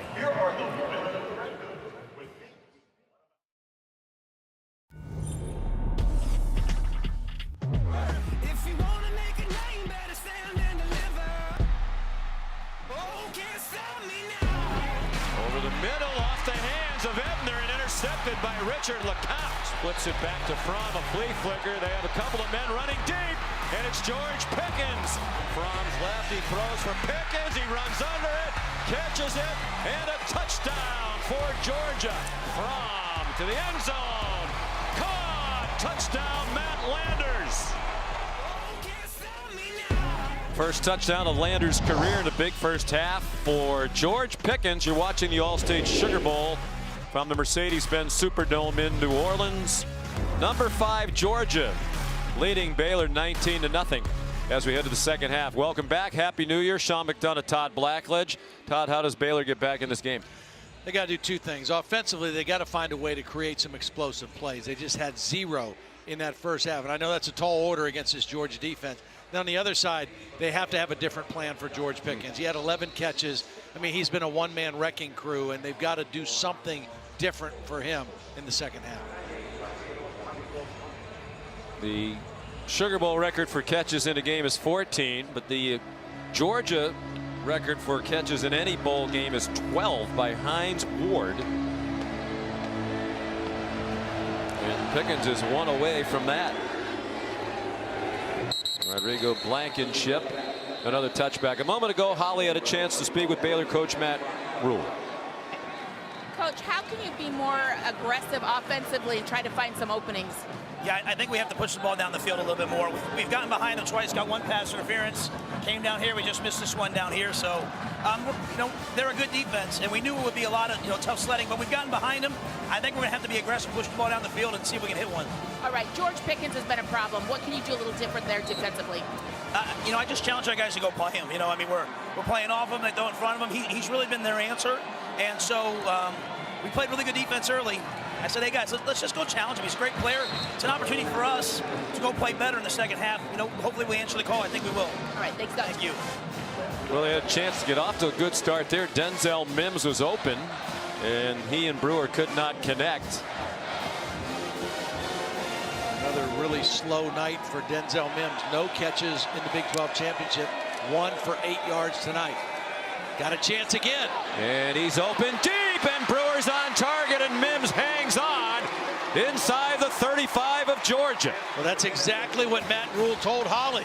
We got behind him in the first half. We've got to be more aggressive, see if we can take some shots down the field. And I just mentioned chunk plays. They've got to get some explosive plays. That's the first one in the ball game they've got. 40-yard play. Longest of the night by far for Baylor. You alluded to, Todd. There's Josh Fleeks. Stopped after a short gain. I think they've got 2 guys in Mims and also Tyquan Thornton that can run by people. And if Georgia wants to play tight coverage right up on you, that's what you have to do. You have to challenge them downfield. Josh Fleeks. Nice action after the catch to get the first down. Got enough before Richard LeCounte and Eric Stokes could combine to stop him. Credit to Jeff Nixon and Glenn Thomas, the co-offensive coordinators. An aggressive plan coming out here to start the third quarter. Got a little momentum offensively. Treston Ebner, nice bounce outside, then he stumbled. He crossed the line of scrimmage. He got 3. You heard Kirby Smart on the way to the locker room with Holly talk about Baylor's history. They've won a lot of close games. They have 5 fourth quarter comebacks to win this season. That's the most in Power 5. So they know they can do it. And Kirby Smart's well aware of that history as well. Ebner changed direction. Hard to do against the fast defense. They collared him near the line of scrimmage. Lewis Seen, the freshman safety, got the start tonight. Big play right here for Charlie Brewer now, because you've got momentum, you got something going. You need a touchdown on this drive. Certainly you want points because you've been shut out, so you would take a field goal, but you need a touchdown to get yourself right back in this football game. Mims goes wide to the right. It's like the corner pressed up on him might have some help. Matter of fact, he came off him and blitzed, and they attack that blitz and convert on the quick pop to Mims. Well executed by Baylor. First down. That requires a quarterback and wide receiver being on the same page. They both see the blitz, they know where the coverage is coming from and where the ball needs to be placed, and both guys were totally in sync on that third down conversion. 4 out of 5 on this drive for Brewer. He's already thrown 27 passes in the game. Early in the third quarter, a play fake for Mims again. Touchdown, Baylor. Well, Mims a non-factor in their Big 12 title game against Oklahoma, and not much of a factor in the first half tonight. Clearly they made an effort to get him more involved on this drive. Well, you can see his strength and his length. I mean, that's a lot of hand fighting with he and Eric Stokes, and if they're going to let him do that, you just have to be physical as a receiver and then go high point the football, and that's exactly what Denzel Mims did. Beautiful possession that time for Mims, their leading receiver. His 12th touchdown catch of the season. He's a senior in the 28th of his career. That's third all-time at Baylor, behind only Corey Coleman and Kendall Wright. John Mayers kicked the extra point.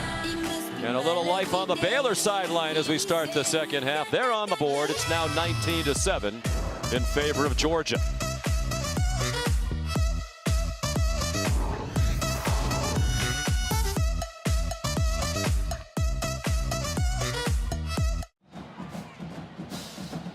Aerial coverage provided by Goodyear. From end zone to end zone, Goodyear more driven. Baylor finally finds the end zone, an 8-play, 75-yard drive. Mims had 1 catch in the first half for 8 yards. He had 3 on that drive for 60 yards and a touchdown. He was physical, and that's what you got to be with the kind of coverage techniques that Georgia uses. You've got to be physical as a receiver, and Mims certainly was on that drive. Mims, the only player in FBS football with at least 8 receiving touchdowns in each of the last 3 seasons. Noah Rauschenberg kicks off for the Baylor Bears. Demetrius Robertson back deep. He was very hesitant.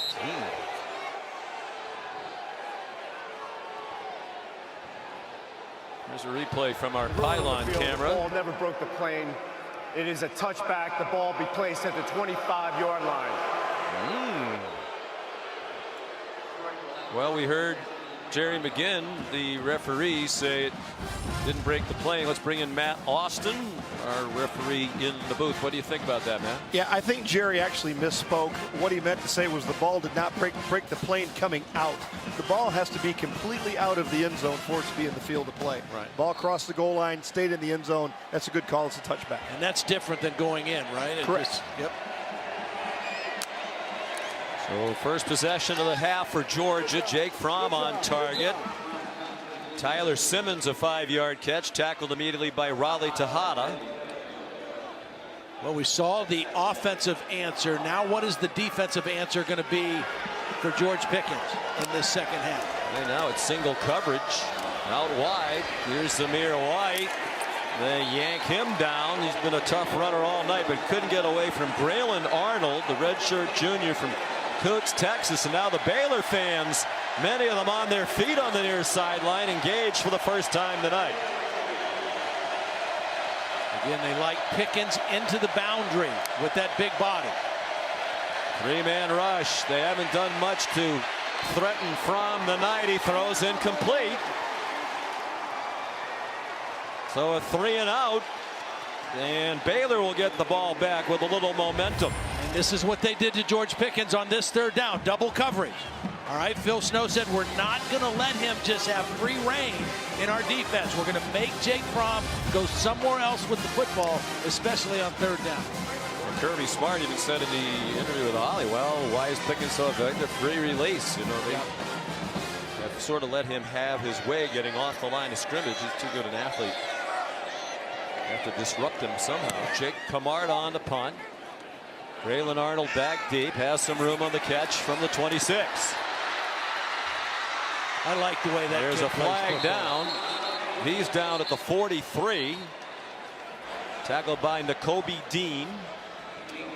42-yard punt, 18-yard return. But there is a flag. This could be a big penalty if it goes against Baylor. I'm not sure what the call is going to be.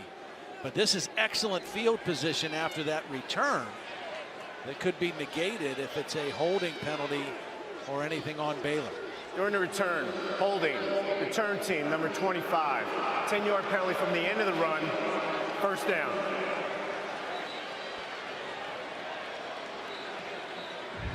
It's Treston Ebner, the wide receiver, running back.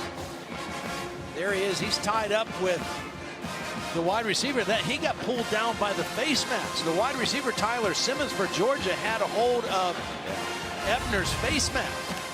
I don't know how that's holding on Ebner.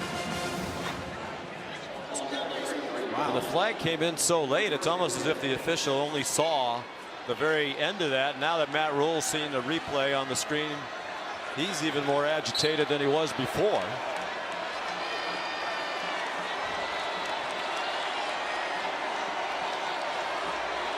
From the 33, still good field position. Play fake by Brewer, immediately in trouble, dumps it off. Josh Flakes in trouble behind the line of scrimmage and whacked to the ground by Nolan Smith, the true freshman from Savannah. We're going to get a penalty, though, a smack to the head by Malik Herring on the quarterback, Charlie Brewer.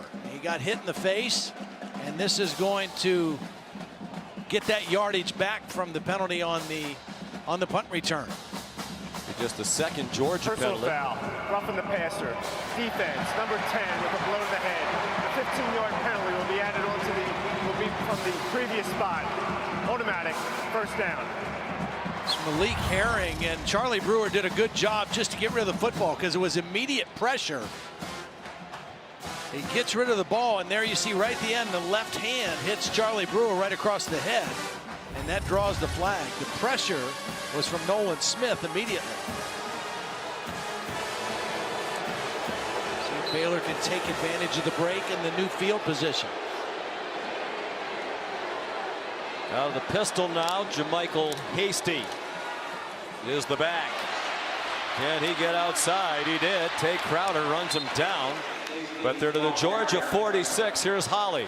Denzel Mims, the wide receiver, came alive for Baylor on that last drive, but he was injured on that play. He took a hit in the very beginning of that series. He's been over on the sideline where they've put an additional padding on his left rib cage down around below his waist, and they have padded him out. They actually had to re-sew a big hole in the back of his jersey as well, needle and thread out on the sideline, but now he's back out on the field. It looked like he landed on the football on that first incomplete pass. Brewer sets on target and dropped by JaMycal Hasty. Would have had a first down. Monty Rice, the linebacker there for Georgia. Looks like he just took his eye off the football at the last minute, either thinking about turning upfield, wanting to see where the sideline was. The third down situation now, 4 of 10. Baylor is on third down. Actually, both teams 4 of 10 right now in the ball game.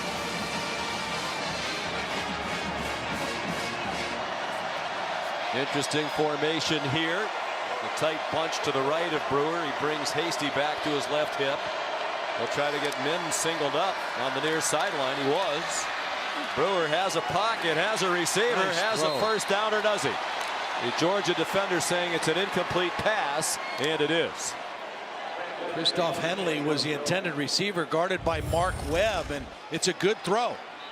You see Henley, a bigger target, working against a smaller Webb, but the ball gets ripped out. And that's just good physical, tough play by Mark Webb to get that football out.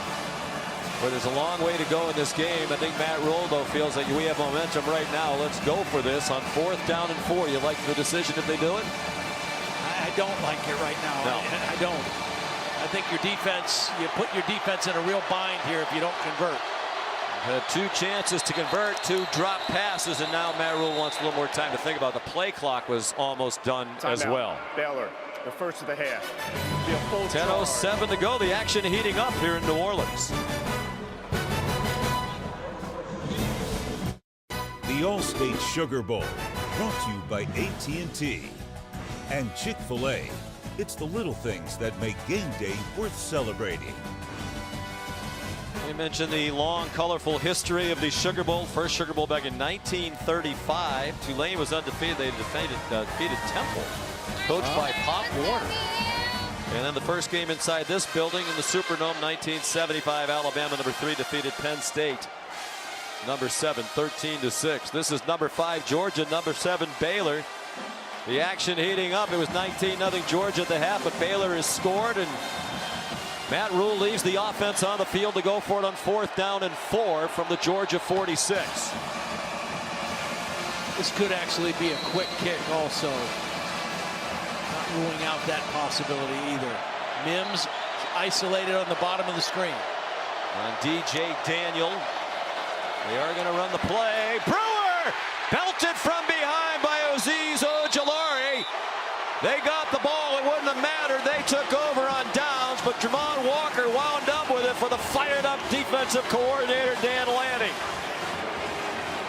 Ojulari just beat the left tackle, Connor Galvin. That was one-on-one. He's a speed rusher in a sprinter stance, and he just beats the left tackle to the quarterback. No help on the outside by the back. Charlie Brewer had no idea that pressure was coming. And Georgia takes over on the Baylor side of the 50-yard line. We talked about before, I don't like the decision. It's a defensive game. You expect it to be a defensive game. The field you're position. Playing one of the field position. You know you're playing one of the best defenses in the country. There's a long way to go. And now you've given momentum perhaps back to Georgia. Here's Kenny McIntosh, the ball carrier. He gets 8 on 1st down for the Bulldogs. Huge play by Ojulari. Brother BJ played at Michigan. kind of came alive in our game last year here. Had a nice game, was hurt most of the season, was able to play towards the end of the year, and maybe had his finest game against Texas in the Sugar Bowl a year ago. Chris Miller down on the play for Baylor. Senior playing in his last game. 43rd career start. Grabbing at his right leg. Wild card weekend starts this weekend in the NFL, and it begins on ESPN and ABC Saturday at 4:35 Eastern Time. Josh Allen of the Buffalo Bills taking on Deshaun Watson of the Houston Texans from NRG Stadium. Coverage starts with postseason NFL countdown at 3 Eastern Time. The pregame and game both live on the ESPN app. You can watch anywhere. Texans lost at home in the wild card game last year to the Colts. And they're helping Chris Miller off the field. What a coaching job Sean McDermott has done with the Buffalo Bills and his staff. That's a team certainly on the rise, back in the playoffs again. And happy to see it. What a great fan base there. They love their Bills. Places. So loyal, so passionate. Good for them. So Miller's out. JT Woods is in, number 22, sophomore. Second and short. I mean, this is a good chance maybe to go play action and take another shot at Pickens if they get him isolated. It's McIntosh bouncing outside. And he's run down by Woods, who just came in for Chris Miller. It's a first down for Georgia inside the 30. Watch Jamari Sawyer, the starting right tackle, one of the new starters, does a nice job. And he's blocking on Lynch, the Big 12 Defensive Player of the Year. Does a nice job of manhandling him. And McIntosh cuts off his block.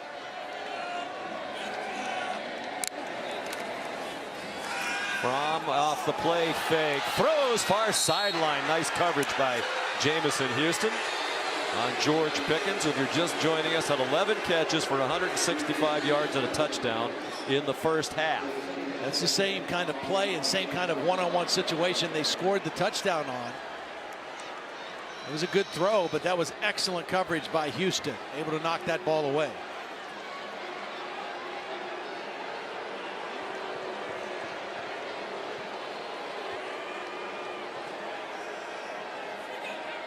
A lot of two tight ends for Georgia. Call that 12 personnel, one back, two tight ends. And a nice play. Kenny McIntosh dumped by Jordan Williams behind the line of scrimmage. So the Baylor defense, after they went for it near midfield, trying to stop, force a field goal attempt by Georgia. Good quick read by Jordan Williams. He slipped inside the block. Charlie Warner, the tight end, was supposed to pick him up, but it was such a quick read by Jordan Williams. He didn't get a piece of him. And a negative yardage play on second down. Big for the Baylor defense. Third down and 13. 8.5 to go, third quarter. Again, Pickens out here, wide to the wide side. From near side, caught. Lunging for the line to gain is Simmons. I think he was out as he was lunging at the 19. And it looks like the field goal unit is coming out. Great look from a camera in the yard marker. And that's a perfect throw, too. I mean, there is grabbing and pushing, and that ball has to be thrown to the outside of the receiver, but not out of bounds. That was a perfect placed ball by Jake Fromm.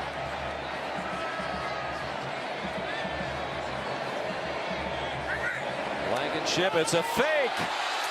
It's the holder, Jake Camarda, with a first down. And if he doesn't stumble, it might be a touchdown. Eli Wolf with the lead block. Eli Wolf is the protector on the other side. He becomes the lead blocker. It's perfectly executed. Easily gets the first down. And it could have been a touchdown.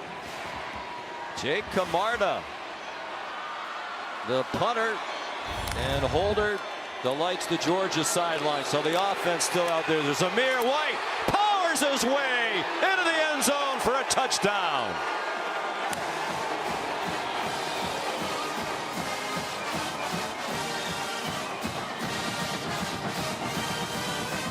Again, the two tight ends, Werner and Eli Wolf. Watch these two guys here, 17 and 89. Get out on the perimeter and get key blocks. And then the power of Zamir White takes care of the unblocked defender as he runs right through. J.T. Woods, the safety.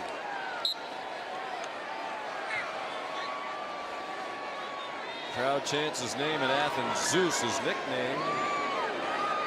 Powerfully built, tough runner. We've seen that several times tonight. He's rushed for 72 yards with very little action in the backfield from DeAndre Swift. Blankenship kicks the extra point.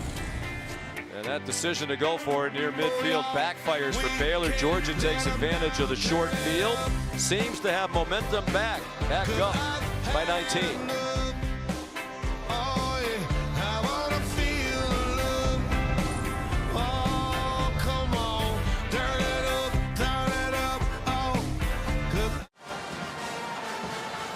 Georgia takes a 26-7 lead after the strong running from Zamir White. What a story of inspiration and overcoming adversity in his young life. Born into this world with a lot of different challenges, a cleft palate, cysts on his umbilical cord and kidneys that were not functioning. Doctors did not give him much of a chance. Spent over 3 months in the ICU for newborns.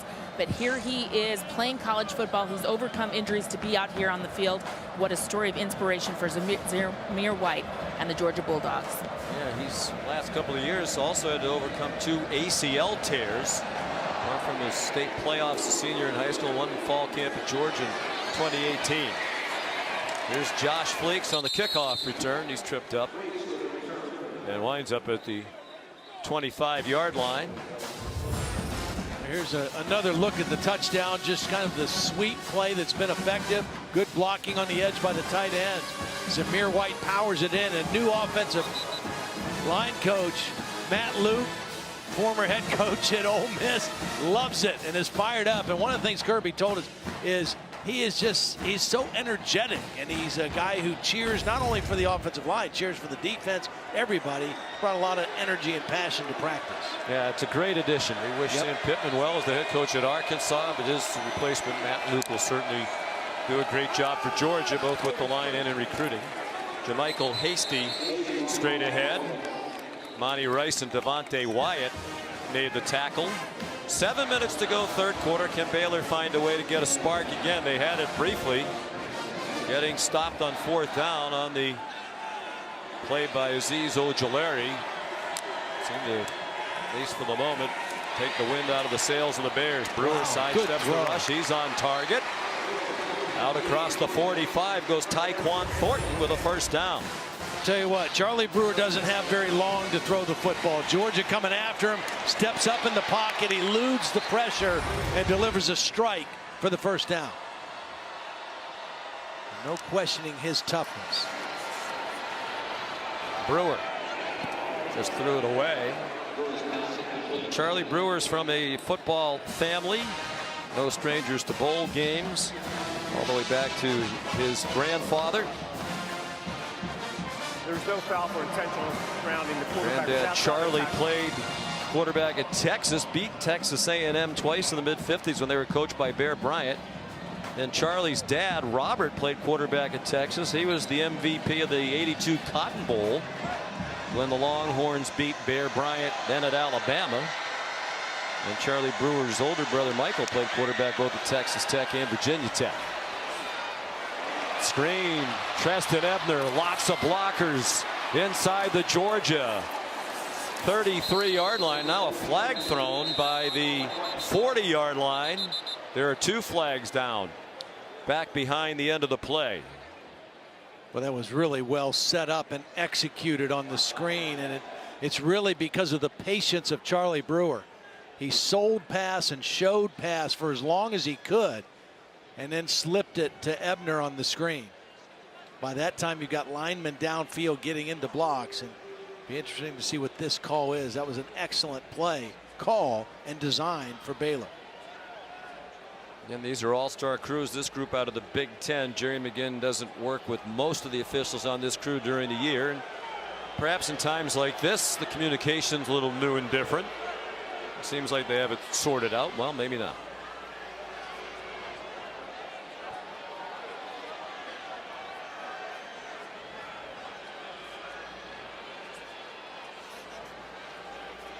Now the line judge Dan Gallagher in there to add to the conversation. Personal foul, face mask, defense, number 32. After the play, unsportsmanlike conduct. Offense, number 55. Both fouls will be enforced. They will end up at the 31-yard line. First down. So the face mask was on Monty Rice.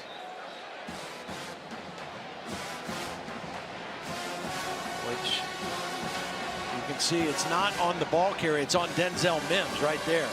That's the face mask penalty on Monty Rice. That was 55's first unsportsmanlike conduct foul of the game. And there's Xavier Newman blocking outside the 50-yard line. It'll be late in the play. Well, it must be because he's way behind the play. Here it comes. Into the back of Lewis Seen. Pat Austin nodding at us here in the booth, and he thinks that was the correct call. Basically, the ball winds up where the play ended. Exactly. Said they both get enforced, or they'd either get enforced. Yeah. They just the only difference is for Newman Johnson, it's a, you know, if he gets another one of those unsportsmanlike, he's out of the football game. Big hole outside for Ebner again. Missed tackle. He absorbs the hit and gets bounced out of bounds by DJ Daniel. It was Lewis Seen who missed the tackle closer to the line of scrimmage, and Baylor's on the move again with a 17-yard run. Nice job by the left tackle. Connor Galvin turning his man out, and Monty Rice, who usually takes the right angle, he stepped inside and got blocked by the center, was not able to scrape over to make the tackle. You don't see that mistake made by Monty Rice too often, but that enabled that to be a big run. 5.5 to go, third quarter. Single coverage and a flag down. Mark Webb was tangled up with Chris Platt, the intended receiver, in the end zone. Yeah, Charlie Brewer did a nice job of giving his receiver a chance. Now there, I'll tell you what, here's what's happening in the second half, different than the first half. Georgia always puts their hands on you, their defense. They always push and grab. Pass interference. Defense, number 23. The foul occurred in the end zone. By rule, the ball will be placed at the 2-yard line. Automatic. First down. The difference in the second half is Baylor is fighting back. They're pushing and grabbing too. Now, there's the hold with the left arm. You could have, it could have gone either way, right? You could have said either one of those guys was holding the other guy's arm. Yeah. Both sides have had reason to be a little agitated tonight with the officiating. Ebner on first and goal. Ducks down. He's down inside the one, short of the end zone. And you know, Matt Rule would feel a lot better if his team can punch it in here and respond quickly after his decision to go for it on 4th and 4 didn't work out. Oh, Brewer, they lost the ball. Trouble. Lost The the ball's ball. out. They tried to go fast, Sean, to try to keep the same personnel on the field for Georgia, and they did not get a clean center quarterback exchange, and they are very lucky that they got the ball back.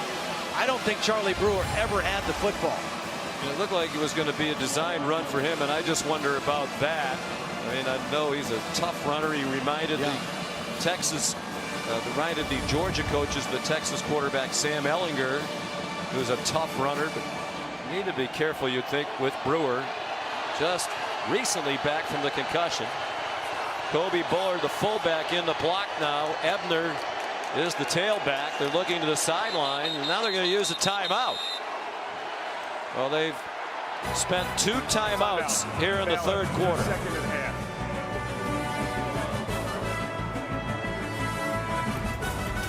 Stream your favorite sports, stories, and series with ESPN Plus, Disney Plus, and Hulu. Get all 3 for just $12.99 a month.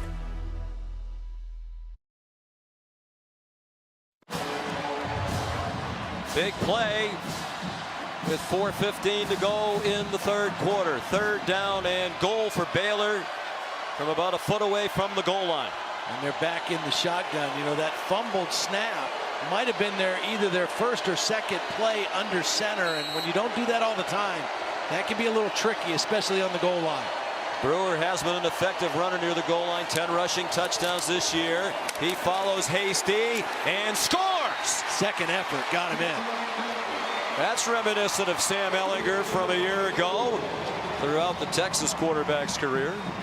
He is a tough young man, Charlie Brewer, out of Lake Travis High School in Austin, Texas. This is just quarterback power. You're going to lead with the tight end. The back is the lead. You're pulling the backside guard, Khalil Keith. He wasn't in initially on the jump, but the second effort when he hit the ground, he goes into the end zone. Tough, hard-nosed run by Charlie Brewer. And you see how he had that ball protected with both arms. 18th career rushing touchdown. John Mayers kicks the extra point. Well, Baylor, after being shut out in the first half, scored 14 points here in the third quarter and have twice now cut a 19-point deficit down to 12. Tip off your weekend and the new year with our star-studded NBA doubleheader. Friday on ESPN and the ESPN app. Joel Embiid of the 76ers take on James Harden, Russell Westbrook, and the Rockets. That's at 8 p.m. Then Anthony Davis and the Lakers host AD's former team, the Pelicans. At the Staples Center, our coverage begins with NBA Countdown at 7. And on the subject of the NBA, our condolences to the family of David Stern, the longtime NBA commissioner for 30 years. Died today as a result of a brain hemorrhage he suffered a couple of weeks ago. Inducted into the Naismith Memorial Basketball Hall of Fame in 2014. And deservedly so. One of the most important people in the history of the NBA. And again, our condolences to Diane and their family with Commissioner Stern at his bedside today. So Noah Rauschenberg kicks off. Demetrius Robertson back deep, transfer from Cal. He'll run it out this time. And he nearly reached the 25-yard line. Mark Milton made the tackle. So Jake Fromm, in what might be his last game at Georgia's, had a good night. 16 for 23 for 207 and 2 touchdowns. Be interesting to see what his decision is. He said he hasn't really thought about it at all. Focused on this game. That's for after the game. But it'll be interesting. Stishworth loves college football. Yep. And you just wonder, you know, if he thinks it doesn't look like his stock dipped much this year because Tom McShay still has him as the 4th-ranked quarterback and maybe a first-round pick. I think if he feels pretty confident that he's going to be a first-round pick, that's going to weigh pretty heavily on his decision. Pressured immediately, and for one of the few times tonight, James Lockhart was there first, and down goes Fromm with help from James Lynch back at the 20-yard line. Here's Lockhart right here. Watch the outside set by Cade Mays. He gets too wide on his set, and Lockhart goes right inside him immediately, and then Lynch is working on a tight end, Eli Wolf. That's a mismatch for Lynch, but it was poor footwork by Cade Mays that let Lockhart in to start the play. First sack of the night for Baylor. That's their school record 44th of the season. Georgia doesn't give up many. Fromm in trouble again. Bravion Roy leading the way that time for the Baylor Bears. Georgia tried to throw quick. They thought they cut a free access throw to Pickens. He showed like he was coming off, but it was tighter coverage. Fromm didn't like what he had there. He wanted to throw to Pickens right now. Didn't like it. And by that time, nothing there in Bravion Roy. Baylor, that goes as a sack, even though Fromm started a run, so no sacks all night long, then 2 in as many plays. Third down and 17 with 2:45 to go in the third. They've run a lot of draws when they've had third and extra long so far against this Baylor defense. They send Kenny McIntosh out. Here's Matt Landers. And he gets stood up and driven down by Henry Black and Jordan Williams. And the Bears fans fired up as Baylor plays in its second Sugar Bowl. First one way back in 1957. This is one of the big games in Baylor history. Trying to win 12 games in a season for the first time. Here's Jake Camarda on to punt. Braylon Arnold standing back at the Baylor 37-yard line. Big time. Yeah, another good kick. He's had a good night, including the run on the fake field goal for a first down. Long and not returnable along the far sideline. Officials going to mark it, it appears, at the 35. There is a flag down. Sideline warning on Georgia. They're first of the game. There's no yardage assessed. First down.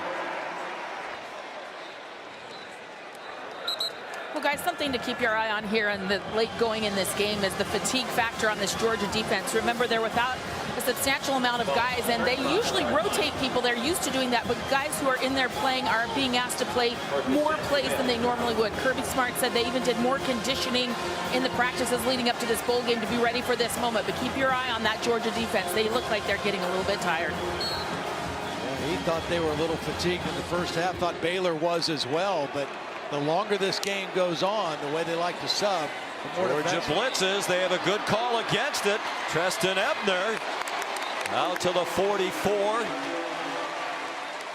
We'll mark him at the 43-yard line, a gain of 8. Mark Webb and Richard LeCount made the tackle. With some really nice adjustments offensively for Baylor. They had 97 yards in the first half of offense. Didn't look like they could amount anything. No explosive plays. Jeff Nixon calling the plays, and that time Monty Rice says enough of that. He drops Jamichael Hasty back inside the 40.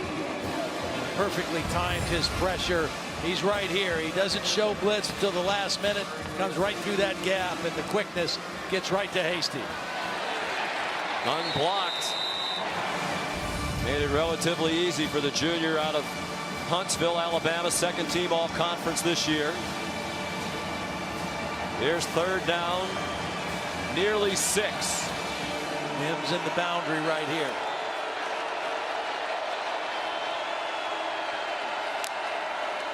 Charlie Brewer hit as he throws, and it is caught. Where are they going to mark it? R.J. Sneed, that's right in front of the Baylor sideline and crowd. They groaned. They thought Sneed had passed the line to make. Looks like he's a foot short. And it looks like Matt Rule's going to go for it on fourth down again. Georgia sub still running on defense, and they have to wait because Baylor sub to give Georgia a chance to substitute. Matt Rule down to one timeout left. Previous plays under further review. Ruling on the field was that the runner was short to the line of game. Tom Fiedler conducting the replay booth tonight. We'll take a look at this one. Well, Charlie Brewer does a nice job getting rid of the football as the pocket is collapsing around him. And he was hit immediately after the catch by DJ Daniel. Well, there. What is his knee down when he makes the catch? Well, let's bring in Matt Austin, who last year was still officiating as a Southeastern Conference official and worked one of the 2 national semifinal games, the game between Notre Dame and Clemson. All right. Gave you a biography there to give you a little extra time to look at a replay or two, but how would you view this, Matt? Well, from the pylon cam, it appeared that the ball crossed the line to gain and was caught there. Then he was driven back by the defender. So I would like to see this right there. He looks like the ball is beyond. Yeah. He's got control of it. As and Todd said, his knee is down. But even if he was driven back, you would still get that forward progress. So I think this is going to be a first down. Yeah. Well, it's a great time for us to salute our crew led by our producer Phil Dean, our director Scott Johnson, and our terrific crew we've had the pleasure of working with all season long. This will be our last game of the season. Yes. I think that's about as good a look as any replay official could hope to have, and I would agree with Matt that looks like he got the line to make. We'll see if it's conclusive. It was a good throw, it was a great catch, and it was a nice defensive play by DJ Daniel. It's just a matter of getting the right spot at the end of the play. Final seconds of the third quarter. Wasn't much engagement from the crowd in the first half. Georgia had its way. Crowd of just more than 55,000 here tonight. That's about 17,000 under capacity. After further review, the receiver did make the line to gain past the 45-yard line. It'll be first down. Clock operator, please reset the game clock to 42 seconds. 4-2. Thank you. And now Matt Rule doesn't have to make another tough decision whether to go for it. It looked like he was going to send the offense back out there to go for it on 4th and inches. Now it's a new set of downs. Much different Baylor team offensively here in the third quarter than what we saw in the first half.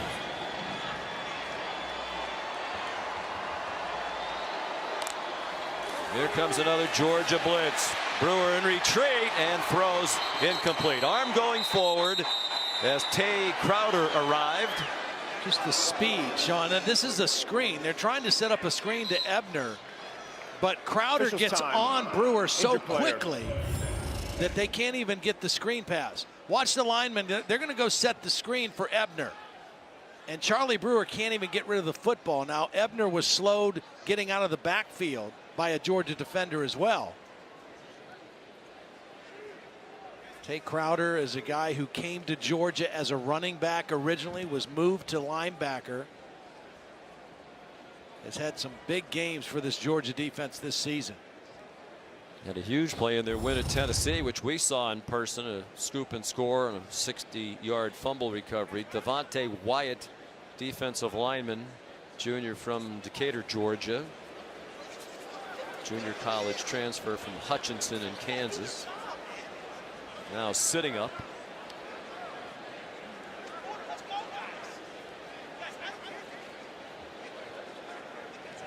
He was expected to see more playing time tonight in the absence of Tyler Clark, one of the Georgia players not here. For as good as this defense is, second in the country in scoring defense, which really is the most important stat. Right. One player on the first team All-SEC team on the defense, J.R. Reed, who's not here tonight, and one on the second team from the coaches. And to me, they're the best position to judge. And that was Tyler Clark. So it really is a team defense. It's a team, and I think it's been a brilliant job coaching by Dan Lanning and the defensive coaches of giving roles to many different players. He said everybody that's in our defensive room, they're convinced and they believe they have a role that's important to the defense. That's why you see so many different combinations of guys on different down and distances, and they all have roles that have been given to them to make the defense what it is. In fact, Reed was probably the only player that stayed on the field all the time. Cale Carter, number 76, has come in. He's a senior.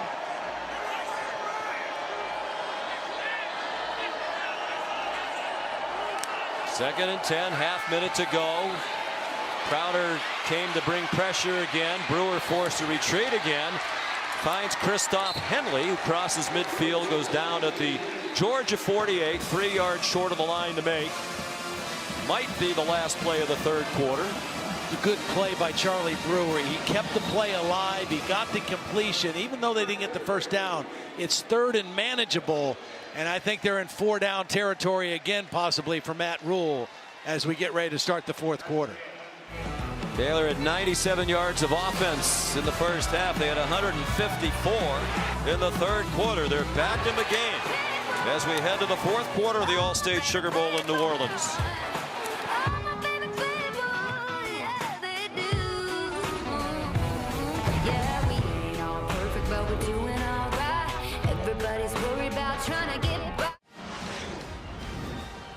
Time for tonight's All-State Mayhem moment. Todd, I haven't seen this before. Right at the end of the quarter, the Baylor team came over to talk to the coaches for a minute. And I don't know if Matt Rule sent them down there, but they went down to the student section, almost as if they were imploring them to create a little mayhem, and came to the near sideline where there are more Baylor fans behind their bench. Well, the Georgia said, okay, you can do that. We're going to put on a little light show between the third and fourth quarter. Great atmosphere. It's not a sellout crowd, but they're fully engaged now, and they're watching what's turned out to be an entertaining game. Here's 3rd and 3 for Baylor. First play of the fourth quarter, twice down by 19. Trailing now 26-14. They're at the Georgia 48. Perhaps in 4-down territory. Charlie Brewer's pass batted up in the air and incomplete. They continue to bring rushers from deep at Brewer. For the most part, it's been effective. Malik Herring batted it out of the air. Yeah, he was looking for Christoph Henley, his tight end in the middle of the field. And Malik Herring gets that left hand on the football and knocks it away. And this time, rather than go for it on 4th down and 3, Matt Rule's deciding to punt and try to play field position. Or do you have a fake punt? You could. In your arsenal. We saw Georgia execute a fake field goal effectively. Georgia looks like they're in a safe position. Both punters have been very good tonight. Isaac Power. It's batted down at the 1-yard line. Perfect. Mark Milton with excellent work. And a perfect punt by Isaac Power. It just matters where the ball is. Milton, the first guy, gets there, knocks it back. It hasn't crossed. Excellent work. Milton was the first guy. J.T. Woods the second guy to knock it out. You can't do it any better. Now you count on this rugged Baylor defense that's been kind of the strength of your team all season to get a 3-and-out deep in Georgia territory. Big special teams play by Baylor. As we said, they make a lot of them. Very well coached on special teams by Mike Saravo, who's been with Matt Rule back to Temple. When they turned the Temple program around, they've done the same thing here at Baylor in 3 years. Don't be surprised to see a deep play action shot on 1st down. And it is a play fake from almost from the back line of the end zone. A little too long for George Pickens. You know, most people think when you're that far back, you got to just get the ball out. You run the football. A lot of times it's good to take a shot like that on 1st down. Well, again, I think one of the big stories of the night, the fine offensive line play by Georgia tonight without their 2 starting tackles. Both of them are getting ready for the NFL. This line patched together by Kirby Smart. The new offensive line coach, Matt Luke's, done very well against one of the best sack teams in the country. The Big 12 Defensive Player of the Year up there is number 93, James Lynch. Zamir White within 3 of a 1st down, wrestled down by Chris Miller back in the game after he left for a while earlier. Here's another critical play. 3rd down. Georgia's not converted on its last 4 3rd downs. Tell you what, Zamir White is running with some physicality. I mean, he is breaking tackles. That time he broke an arm tackle of defensive end James Lockhart. Wouldn't be surprised if it's an inside handoff to him again. Everybody on the Georgia defense standing up from looking to the sideline. So unusual to see 3 defensive linemen all in a 2-point stance on a 3rd down play. From out of the end zone, far sideline, wide open. Tyler Simmons, big play for Georgia, out across the 30-yard line. Yeah, not exactly sure what the coverage. There was double coverage on George Pickens on the short side, but a little bit of a miscommunication on the wide side of the field in terms of who was going to cover the deep 3rd. The corner went deep. There was no underneath defender, and an easy throw and catch and a read by Jake Fromm. And when you're rushing 3 and dropping 8, there shouldn't be been as wide open as he was. Simmons goes in motion. Giving it to him a couple of times. Now Zamir White powers ahead. Terrell Bernard made the tackle for Baylor. And DeAndre Swift comes in. And we've only seen him run it inside 1 time. They had him in to run the flea flicker. They had him in to throw down by the goal line. Give him credit. In this day and age, a lot of players, especially with a bright NFL future, wouldn't have played in this bowl game. Like James Lynch was offside. Yeah, and he made contact. Offside. That's why they stopped the play. Defense, number 93 with contact. 5-yard penalty, second down. Well, this Georgia offensive line's done a nice job holding him in check. Big 12 Defensive Player of the Year, unanimous first team all conference. One of the 5 finalists for the Ted Hendricks Award as the top defensive end of the country. That was won by Chase Young of Ohio State. First team All-American. And we haven't called his name very much tonight. Second down and 2. Zamir White. Nice hold, good run, first down, 45-yard line. Nice double team by the right tackle, Sawyer, and the tight end. They're just running power football inside. They've got nice yardage on the sweep type plays. And right now at this point in the game in the fourth quarter, they want to try to keep powering it inside with Zamir White. Mostly all 2 tight end formations for Georgia here in this ball game. Salyer getting just his second start of the season at right tackle for Isaiah Wilson, who had started 24 games in his career. Opted not to play tonight. Drop pass, Zamir White open in the flat. It'll be 2nd and 10 with 12 minutes to go. Georgia has led throughout, leads 26-14. See, those are the plays where you really miss DeAndre Swift. I mean, he's such a great receiver out of the backfield. The coverage went with George Pickens, and you can see DeAndre saying, dude, you make that, you got a lot of room to run. Swift has 24 catches on the year. He's their 4th leading receiver on the team. Kenny McIntosh, the running back now. From fake to him. Pickens, nifty moves after the catch. Wow, what and effort. lunges forward for what looks to be a first down.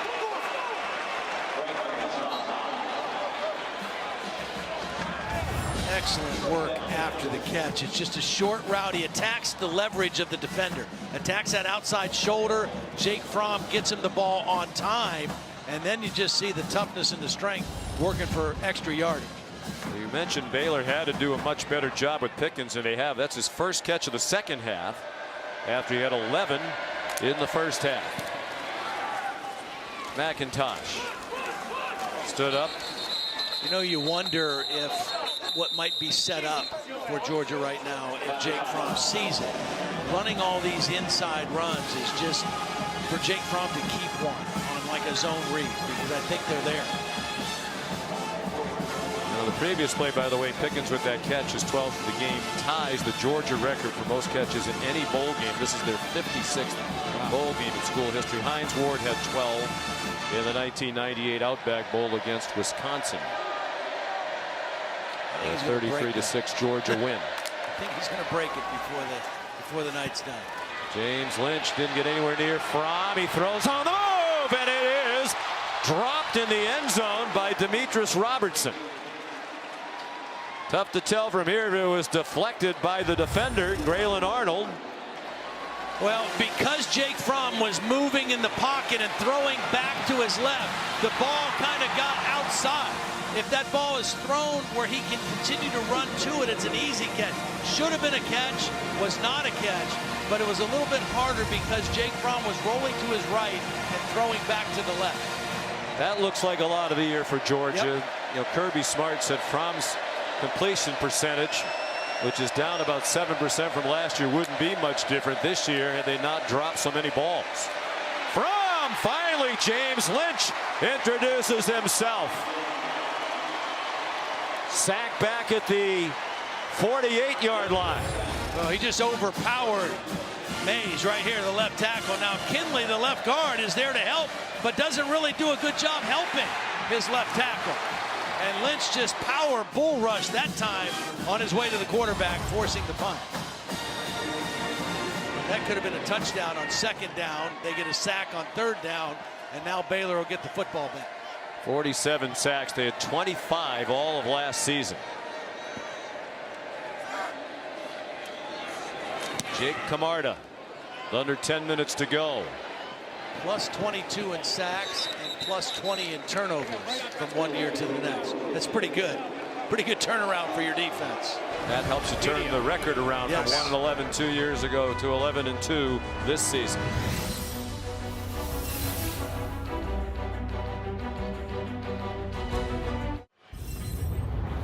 Monday, January 13th at 8 Eastern time on ESPN and the ESPN app, the College Football Playoff National Championship game presented by AT&T. And what a matchup right here at the Mercedes-Benz Superdome in New Orleans. Number 1 LSU, number 3 Clemson. Clemson's won 29 straight, LSU 15 in a row, led by the Heisman Trophy winning quarterback Joe Burrow, who was unbelievable in their semifinal win against Oklahoma. Baylor down by 12 after the play fake, deep throw. Charlie Brewer trying to hit Denzel Mims in stride, and was a little bit too long. Here's Holly. Well, guys, a very sweet gesture tonight here by the Sugar Bowl media relations folks. An empty seat was left in the press box for Carly McCord, the local sports reporter and host who covered the Saints and the Pelicans, who was tragically killed in a plane accident last week.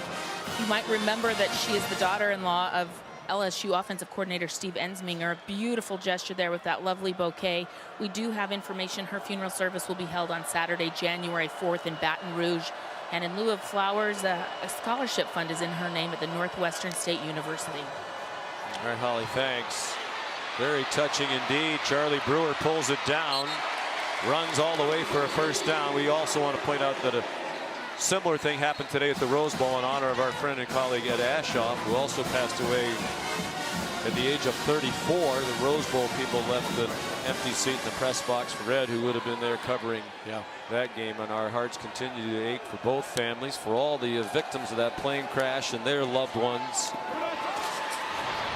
Justin Ebner wrestled down by Monty Rice. Short gain. You go back to some, I don't want to call it mismanagement, but times in this half where Baylor's had to use a couple of timeouts that it was a little sloppy. Now they really wish they had them. Under 9 minutes to go. Oh, he's lucky to get away with that. Miscommunication with Denzel Mims, who was flying up the sideline. DJ Daniel got his hands on it, couldn't pick it off for Georgia. Mims, he converted this to a go route. Daniel had eyes on the quarterback the whole time and very nearly picked that one off, and would have had a lot of green grass in front of him had he caught it. Big play right here for Baylor. 3rd down and 7.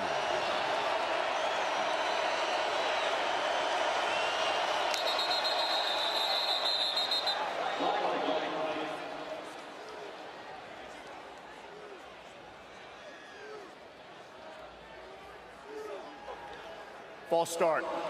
Offense, number 52. 5-yard penalty, remains 3rd down.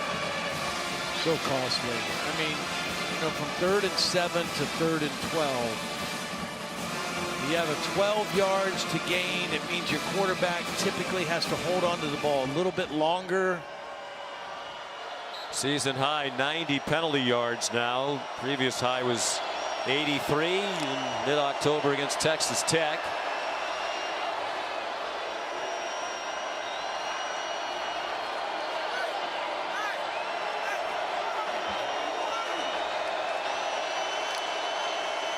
Third down and 12. They rush 5 to the Bulldogs. Brewer, nice job to dance around it.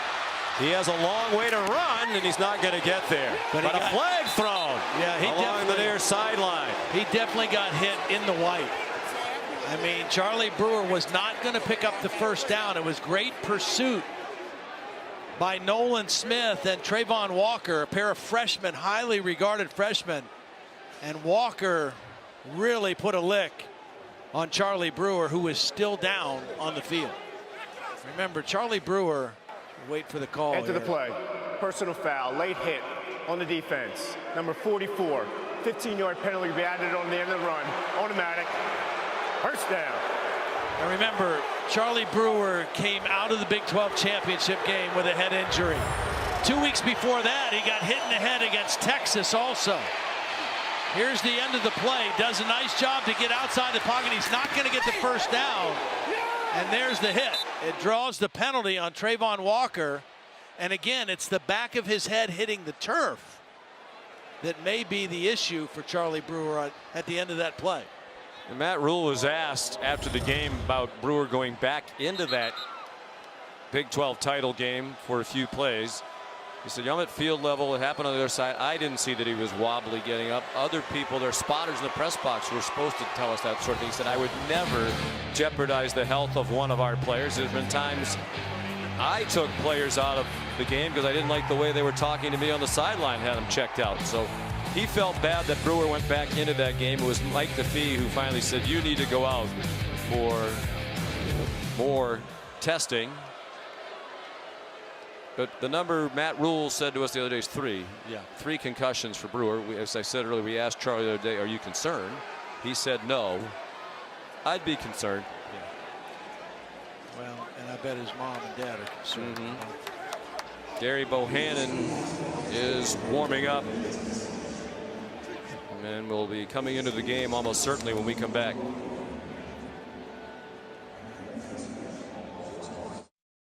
The Allstate Sugar Bowl, brought to you by Allstate, reminding you that football season is mayhem. Taco Bell's $1 double stack tacos and Capital One. What's in your wallet? Very quiet right now inside the Mercedes-Benz Superdome. You see the Baylor players on their knees in prayer as they're still tending to Charlie Brewer on the near sideline. As you can see, he is sitting up. Holly Rose says he's been moving. He has been communicating. And he told us after the concussion against Oklahoma December 7th, he spent about a week in a dark room. And he doesn't remember much about it, and I'm fearful, Todd, that he's going to have the same experience here. You see kind of the dazed look as he was looking around the building. They're taking each step very slowly and very carefully, and as they should right now, before they got him off the ground, before they move him.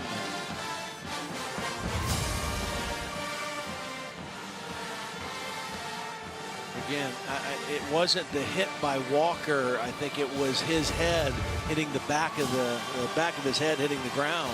Same thing that happened in the Big 12 championship game.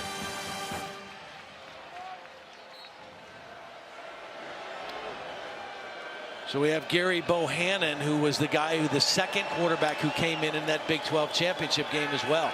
He led Baylor to a couple of scores. His stats weren't great. He was playing on an injured knee. He's a good runner. He lofted that one over the head of Jamichael Hasty, and there's a flag down back behind the line of scrimmage. When we saw Bohannon in the Big 12 championship game, he had a little bit of a knee injury. Offense, number 76. Had a little bit of a knee from the Kansas game, so he wasn't completely as effective as he could be because of that. And then we also saw Jacob Zeno, their third team quarterback, who was the scout team quarterback all during the week. And he came in and made a couple nice throws in the fourth quarter, and then in overtime he just couldn't finish the deal. Jacob Zeno, a true freshman, had played in only one game all year, thrown into it at the end, and you saw only 2 completions. But both were huge gainers, and he demonstrated a rocket arm. He was a very highly recruited player out of high school in San Antonio.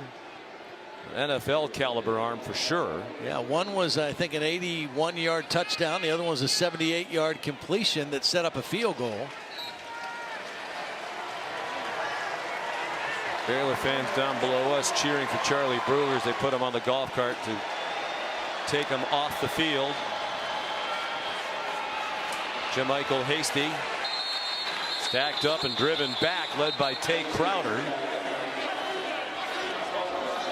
Well, now the other thing that Bohannon has to kind of have, and here comes Zeno, they're going to play both these guys, I think. I don't think this is a permanent switch. I think they're going to kind of go back and forth, knowing that Zeno maybe has a little better arm, a little livelier arm, and Bohannon gives him a little bit more of a dual threat. I think we'll see both of them here the rest of the time for Baylor.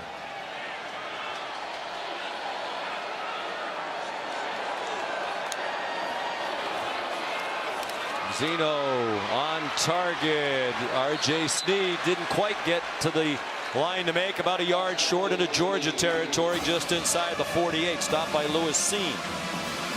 3rd and 1, almost certainly 4-down territory.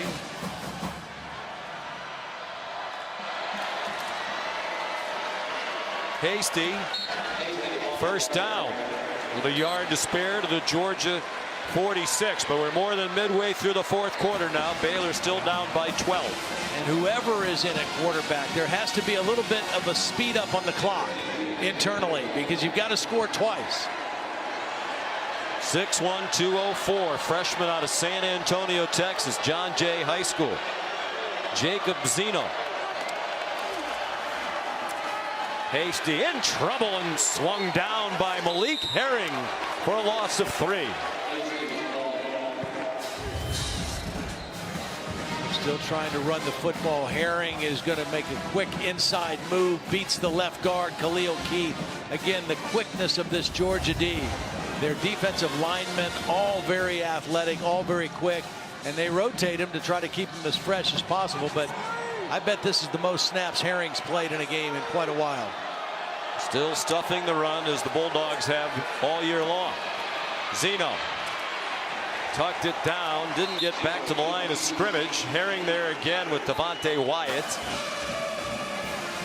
Excellent coverage downfield. It was only a 3-man route. Only 3 guys released into the route for Baylor. They were all blanketed downfield with a free safety helping over the top.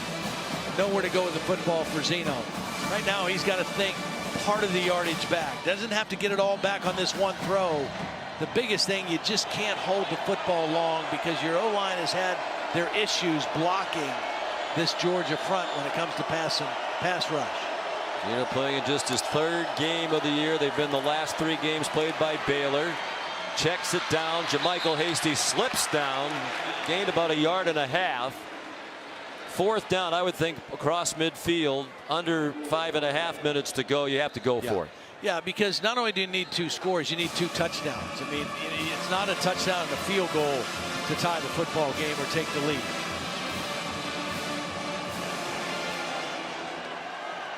And the operation is slow, and I think that's one of the negatives of having an inexperienced freshman in the game right now. They rush 5. Zeno! Down he goes, back behind midfield.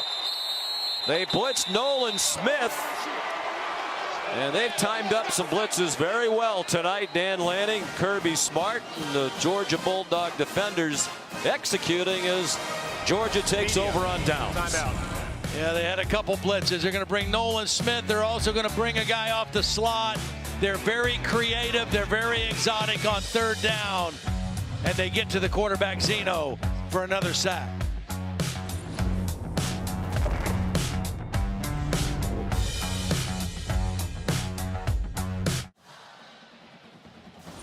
Here's tonight's Capital One rewarding performance.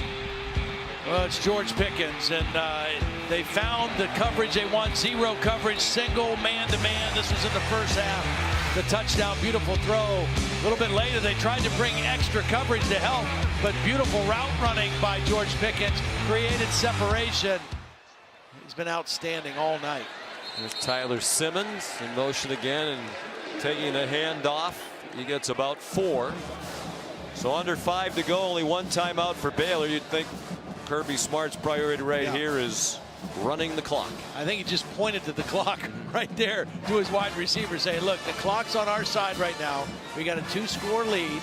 Take our time. Now he's got the right quarterback to manage this at this point. Jake Fromm will not snap the ball until they get well inside 10 seconds, probably closer to 4 or 3 seconds on the play clock. He's been here, done this a lot. His 42nd career start. Zamir White done a very nice job tonight with DeAndre Swift limited. Picks up another 1st down. There is a flag down. I think they're going to get the right guard, maybe Warren Erickson. Offense, number 50. 10-yard penalty from the previous spot. Replay, 2nd down. They got his first career start. We mentioned it earlier. He's a redshirt freshman.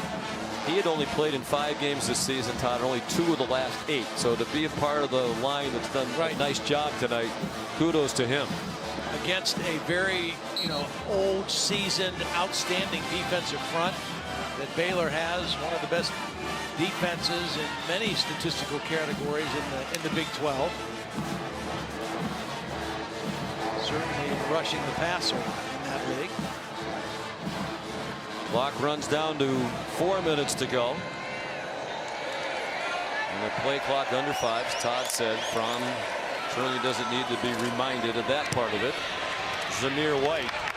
So what you tell your backs and receivers is protect the football. Don't let them come and strip it. Remember, this is a defense that has had 30 takeaways this season. They're plus 14 in the turnover margin. So take care of the football, get the yardage you can, and get down. And don't run out of bounds and stop the clock. Another 3.5 to go. And Georgia looks like it's comfortably on its way to victory now. We talked about Jake Fromm has the decision to make after this game about whether he's going to go into the draft after this his junior season. I did communicate again with Todd McShay today. He said he has Jake as a late first-round pick. But he said that when you talk to people, the grades are kind of all over the place for Jake Fromm. Sets up a screen to Kenny McIntosh. He loves college football. You know, the coaches told us he's not really a fan of NFL football. He watches college football. When they say, hey, did you see the throw Aaron Rodgers made the other day? He said, no, I didn't see it. He really watches it. But I think if he's a first-round pick, you're coming back next year, perhaps. We'll talk about it more when we come back. The music means Kayate.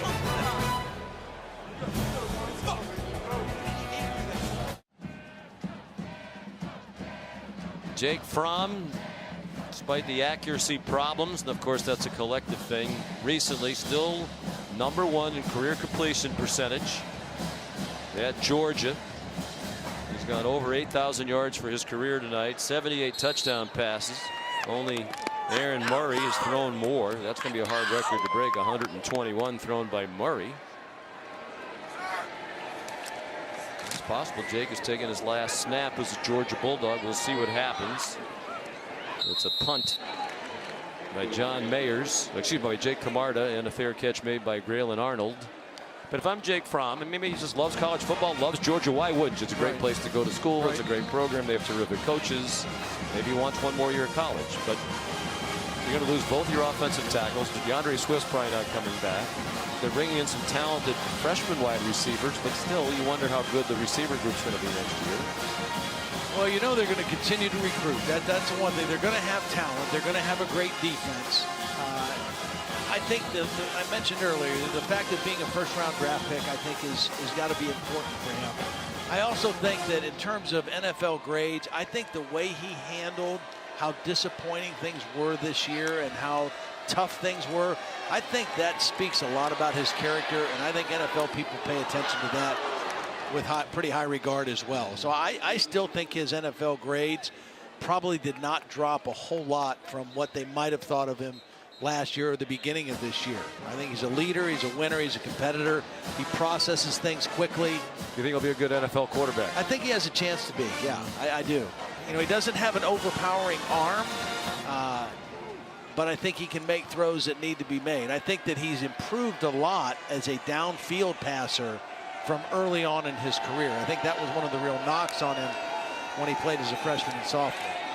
He's certainly been a winner, 3 straight SEC East titles. Of course, it's not just him. He has an excellent team around him. Denzel Mims the catch, DJ Daniel the tackle.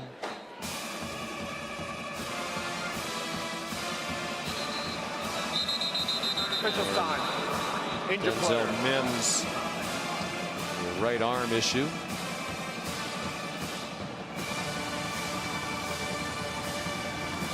I wonder if it's one of those where it just goes numb down your arm, but some tingling for a little bit.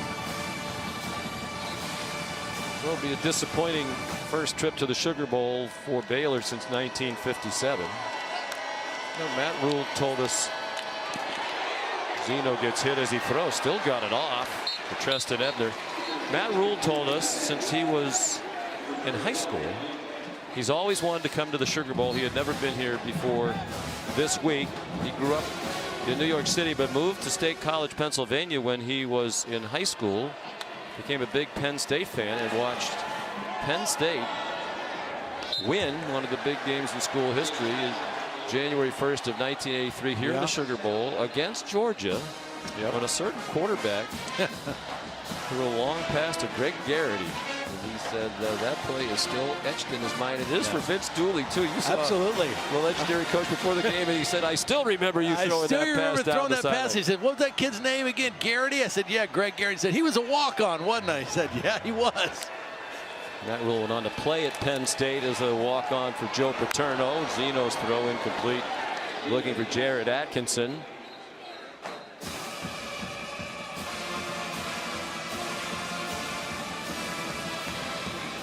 Third down and 10. You said, of course, your team won the national championship in that victory over Georgia. The first-round pick, you're an academic All-American. You won a lot of games. You said that Sugar Bowl, that was the highlight of your life, winning the national championship here. Well, professional life. Yeah, football. Playing and winning a championship and all the work you put into it. And of course, we'll have another national championship decided in this same building on January 13th. And it's the ultimate, for a college football player. It's the highest achievement as a team player that I ever was a part of, and very, very special. There's no foul for intentional grounding. The quarterback was outside the pocket. The pass crossed the line of scrimmage. Fourth down. Boy, Malik Herring has really dialed up the pressure. He has. Number 10 here in the second half. Nolan Smith, some well-timed blitzes. He's one of those guys, as he has developed, he's going to be an NFL guy. They talked about Tyler Clark being the most right now NFL guy. Herring is a guy who is developing into that. He's got the kind of body and quickness that NFL teams like. Zeno on 4th and 10, intercepted. Picked off by Richard LeCounte, his second of the night. Kirby Smart's telling him, get down. Everybody's saying, get down. He said, I'm going to run over and see my peeps instead. Kirby Smart wanted to celebrate with him, and once he went leaping over the bench, LeCounte was kind of out of range for the coach. I'll tell you what, watching Dan Lanning and Kirby Smart, every single defensive play, how hard they coach, every play they are coaching and instructing and giving hand signals. And now they get the fruits of victory at the end with that interception.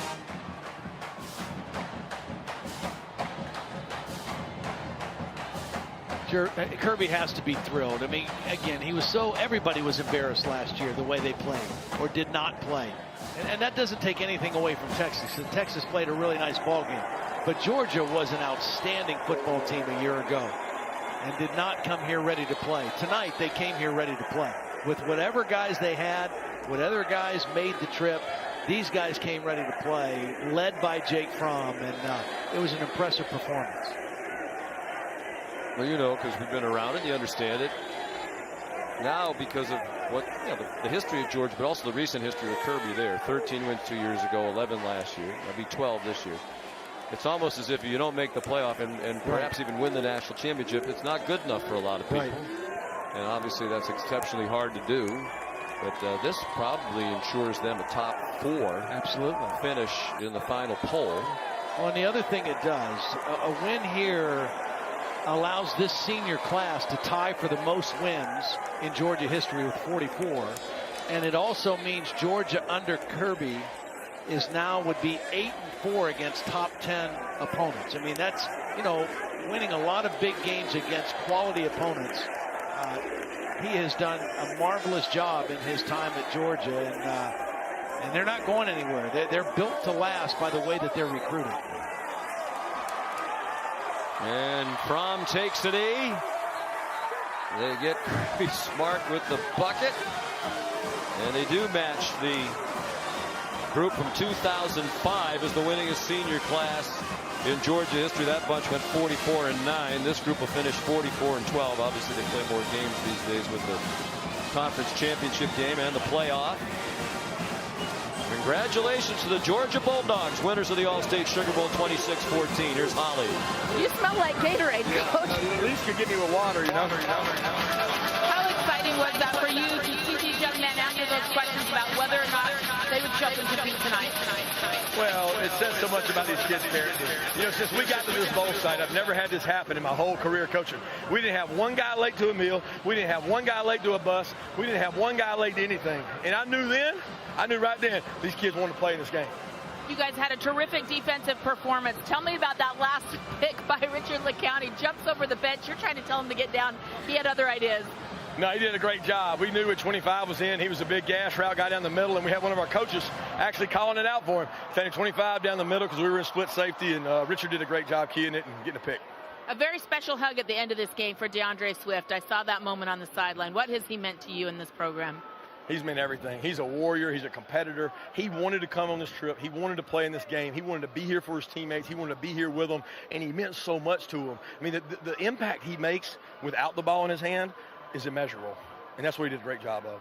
We saw that tonight. And also the future is bright for this program. Your freshman, George Pickens, with a new record, tying a record in a bowl game for a Georgia Bulldog. How do you see the future and his bright future? Well, George has got a lot of opportunities in front of him. He's a really good football player, and we're awful proud of George. And I tell you what, I've never been around a kid that loves practice more than George does. Practice? That's right, practice. Thank you, Coach. Thanks, Holly. Appreciate it. Jake Fromm standing by here. And Jake, one of the best quarterbacks. How are you? Doing good. Doing great. One of the best quarterbacks to play here at Georgia and put a uniform on. How proud were you tonight of the way you were able to connect and this offense was able to move the football? Yeah, this is awesome. Praise God for the opportunity to come out here and play. I think our guys responded well. There was no doubt, from our guys who wanted to play. Our guys showed up. They played their hearts out, and to come out here and play 4 quarters, to come out here with a victory is a blessing. I know nobody will give them the game ball, but I really believe your offensive line, this remade offensive line, had your back. How did they show up? Cade, Jamari, Warren, those guys, they got put in a big role. And they stepped up. They played great. So thankful for those guys and their hard work showing off and paying off. I know that you have a decision to make in your future, but how does it help for you to see the bright future of some of these young receivers around you? Yeah, absolutely. These guys are stepping up. They're making plays, and the best is ahead for them, no doubt. If this is your last game as a Georgia Bulldog, what do you want people to remember about Jake Fromm? Yeah, I want to represent Christ the best I can, and I hope I can reach and influence as many people as possible. I'm thankful to play here. This university is amazing, and to play here every single game, every single moment, it's been a blessing. I'm so thankful to be able to play here. Thank you so much, Jake. Well, that is his final game, and it is there for Charlie Warner, the tight end, getting a pat on the top of the head from Kirby Smart. Class act, Jake Fromm. Oh, boy. Absolutely. Absolutely. You cheer for guys like that, Stay tuned for the Ford post game after the game.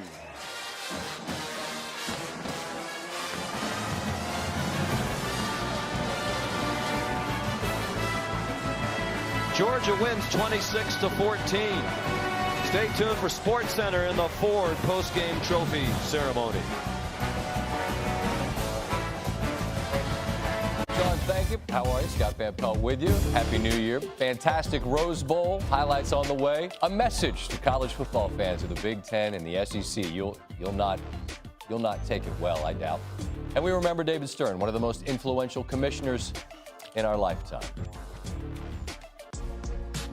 The game you just watched, Matt Rule and Baylor taking on Georgia, the All-State Sugar Bowl, great city of New Orleans. Early on, DeAndre Swift, you heard Kirby talk with such passion about him. Little flea flicker to George Pickens. That is a superstar in the making, their next star wide receiver. Don't believe me, just watch. Go up and get it. Pickens again, first down. Keep throwing it to him. Fromm. What a pass. Play the fight song. Wait a minute, let me get a little early Kyler on here. Hold on. Let's do it again. Well, actually, let's give Baylor some love here. Pass gets picked off. Charlie Brewer hits R.J. Sneed in the head. And dog defense, Silver Britches getting after it.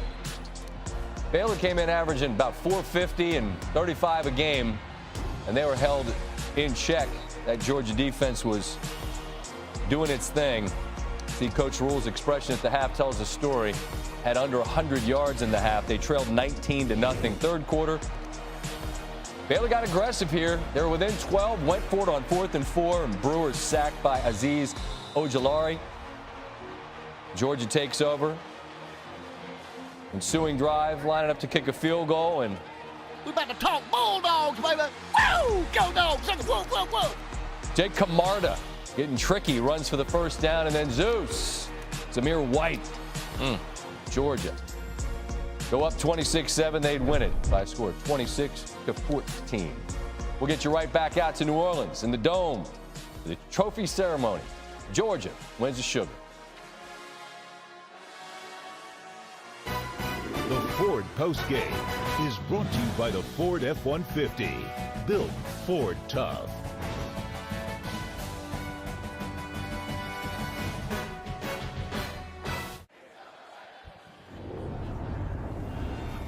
Welcome to the Ford postgame from the All-State Sugar Bowl in New Orleans.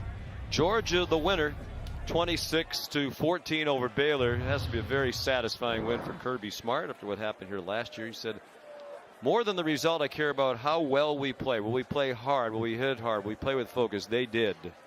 And the coach, understandably, very happy. Let's go down to the podium now. And here's Holly Rowe. Well, thank you so much, and welcome to our All-State Sugar Bowl trophy presentation. Here to join us tonight, we are so thrilled to have the president of the All-State Sugar Bowl, Monique Morial. Thank you, Holly. On behalf of the Sugar Bowl Committee, I want to congratulate the University of Georgia and Coach Smart on winning the 86th Annual All-State Sugar Bowl.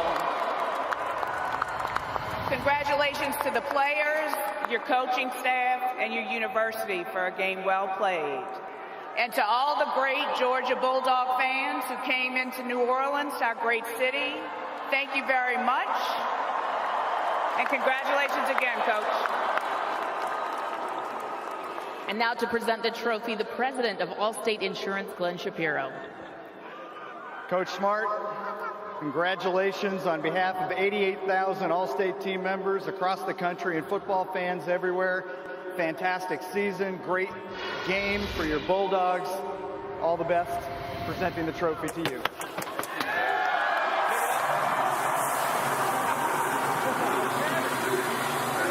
Oh, good job. That's real. That is heavy. Okay, they said it's too heavy to pick up, but Kirby Smart, you were able to pick it up. I'm so proud of you right now.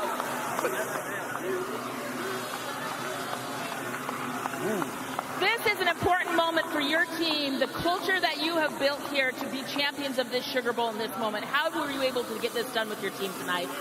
Well, we got a great group of seniors. There's only like 5 or 6 of them here on the trip, and this group has been committed since the day we announced we were playing in this bowl game. They did a tremendous job. Every one of them helped lead our team. Our coaches and this staff, all the questions and all the stuff you got to answer, these kids never doubted for 1 second, and we love to coach these guys.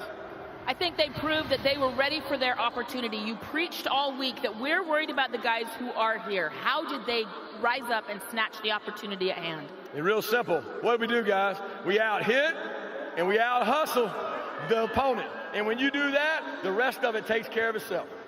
Okay, now you guys have such great momentum moving into this offseason with such a young team, such a great recruiting class, number 4 in the country. How do you build on this momentum? Well, we continue to develop a culture of discipline and toughness. When you have that within your program, you've always got a chance. The leadership group on this team, and again, I can't say enough about, there's 5 or 6 seniors out there that really pushed this group to compete and play. And they did a great job bouncing back from last year's Sugar Bowl. A lot of guys have a final decision to make. One of those is Jake Fromm. If this is his final game for you, how do you describe the impact he's had on your team and your program? Oh, he's meant so much more than one game to this program. You can't define a guy like Fromm or Swift or any of these guys, Andrew Thomas and Isaiah Wilson, to one game. So what they have done for this program is incredible, and it'll be measured for a long time. Thank you so much, Kirby Smart. And now to present our most outstanding player, Mr. Kahn, the president of the executive committee for the All-State Sugar Bowl. And the winner is, with 12 catches, 175 yards, your most outstanding player is George Pickens.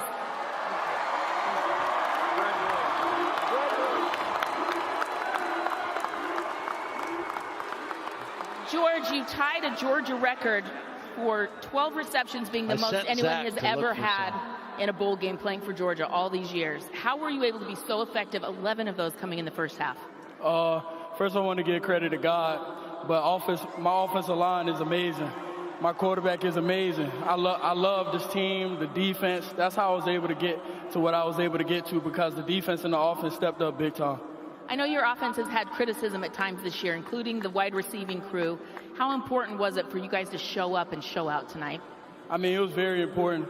I mean, we come in as a team collective, so when the team does good, everybody does good. So we all come in together, and just credit to everybody out there. By the way, all these guys, if you put the camera on all these guys, I love them to death. Put the camera on all these guys. They're giving you a little hand signal. What is this they're doing? What is this that they're trying to say to you? That's like a motto we got in the locker room. Everybody know the ooh, ooh, ooh, ooh. Yeah. Okay, the future is bright for you guys. How do you grab this moment in time and this productivity and parlay it into next season? Just keep working. Chop wood. That's what they instilled in us from the beginning of the season. So we're just going to chop wood this next season and chop wood forever. You know his name now. A freshman, George Pickens, is your most outstanding player of the Sugar Bowl. Congratulations, Kirby Smart. Congratulations, University of Georgia. And thank you for everyone who came for our 2020 Sugar Bowl. It has been unbelievable. The All-State Sugar Bowl thanks you for coming. Congratulations. That's how you chop wood. All right, Holly, thank you very much. Really a team win tonight, Todd, for Georgia. Yeah, absolutely. I mean, fun game to watch, fun game to see Jake Fromm have fun playing football again. We'll have more from New Orleans in a moment.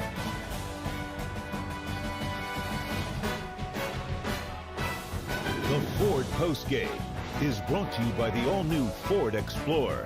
Built Ford proud.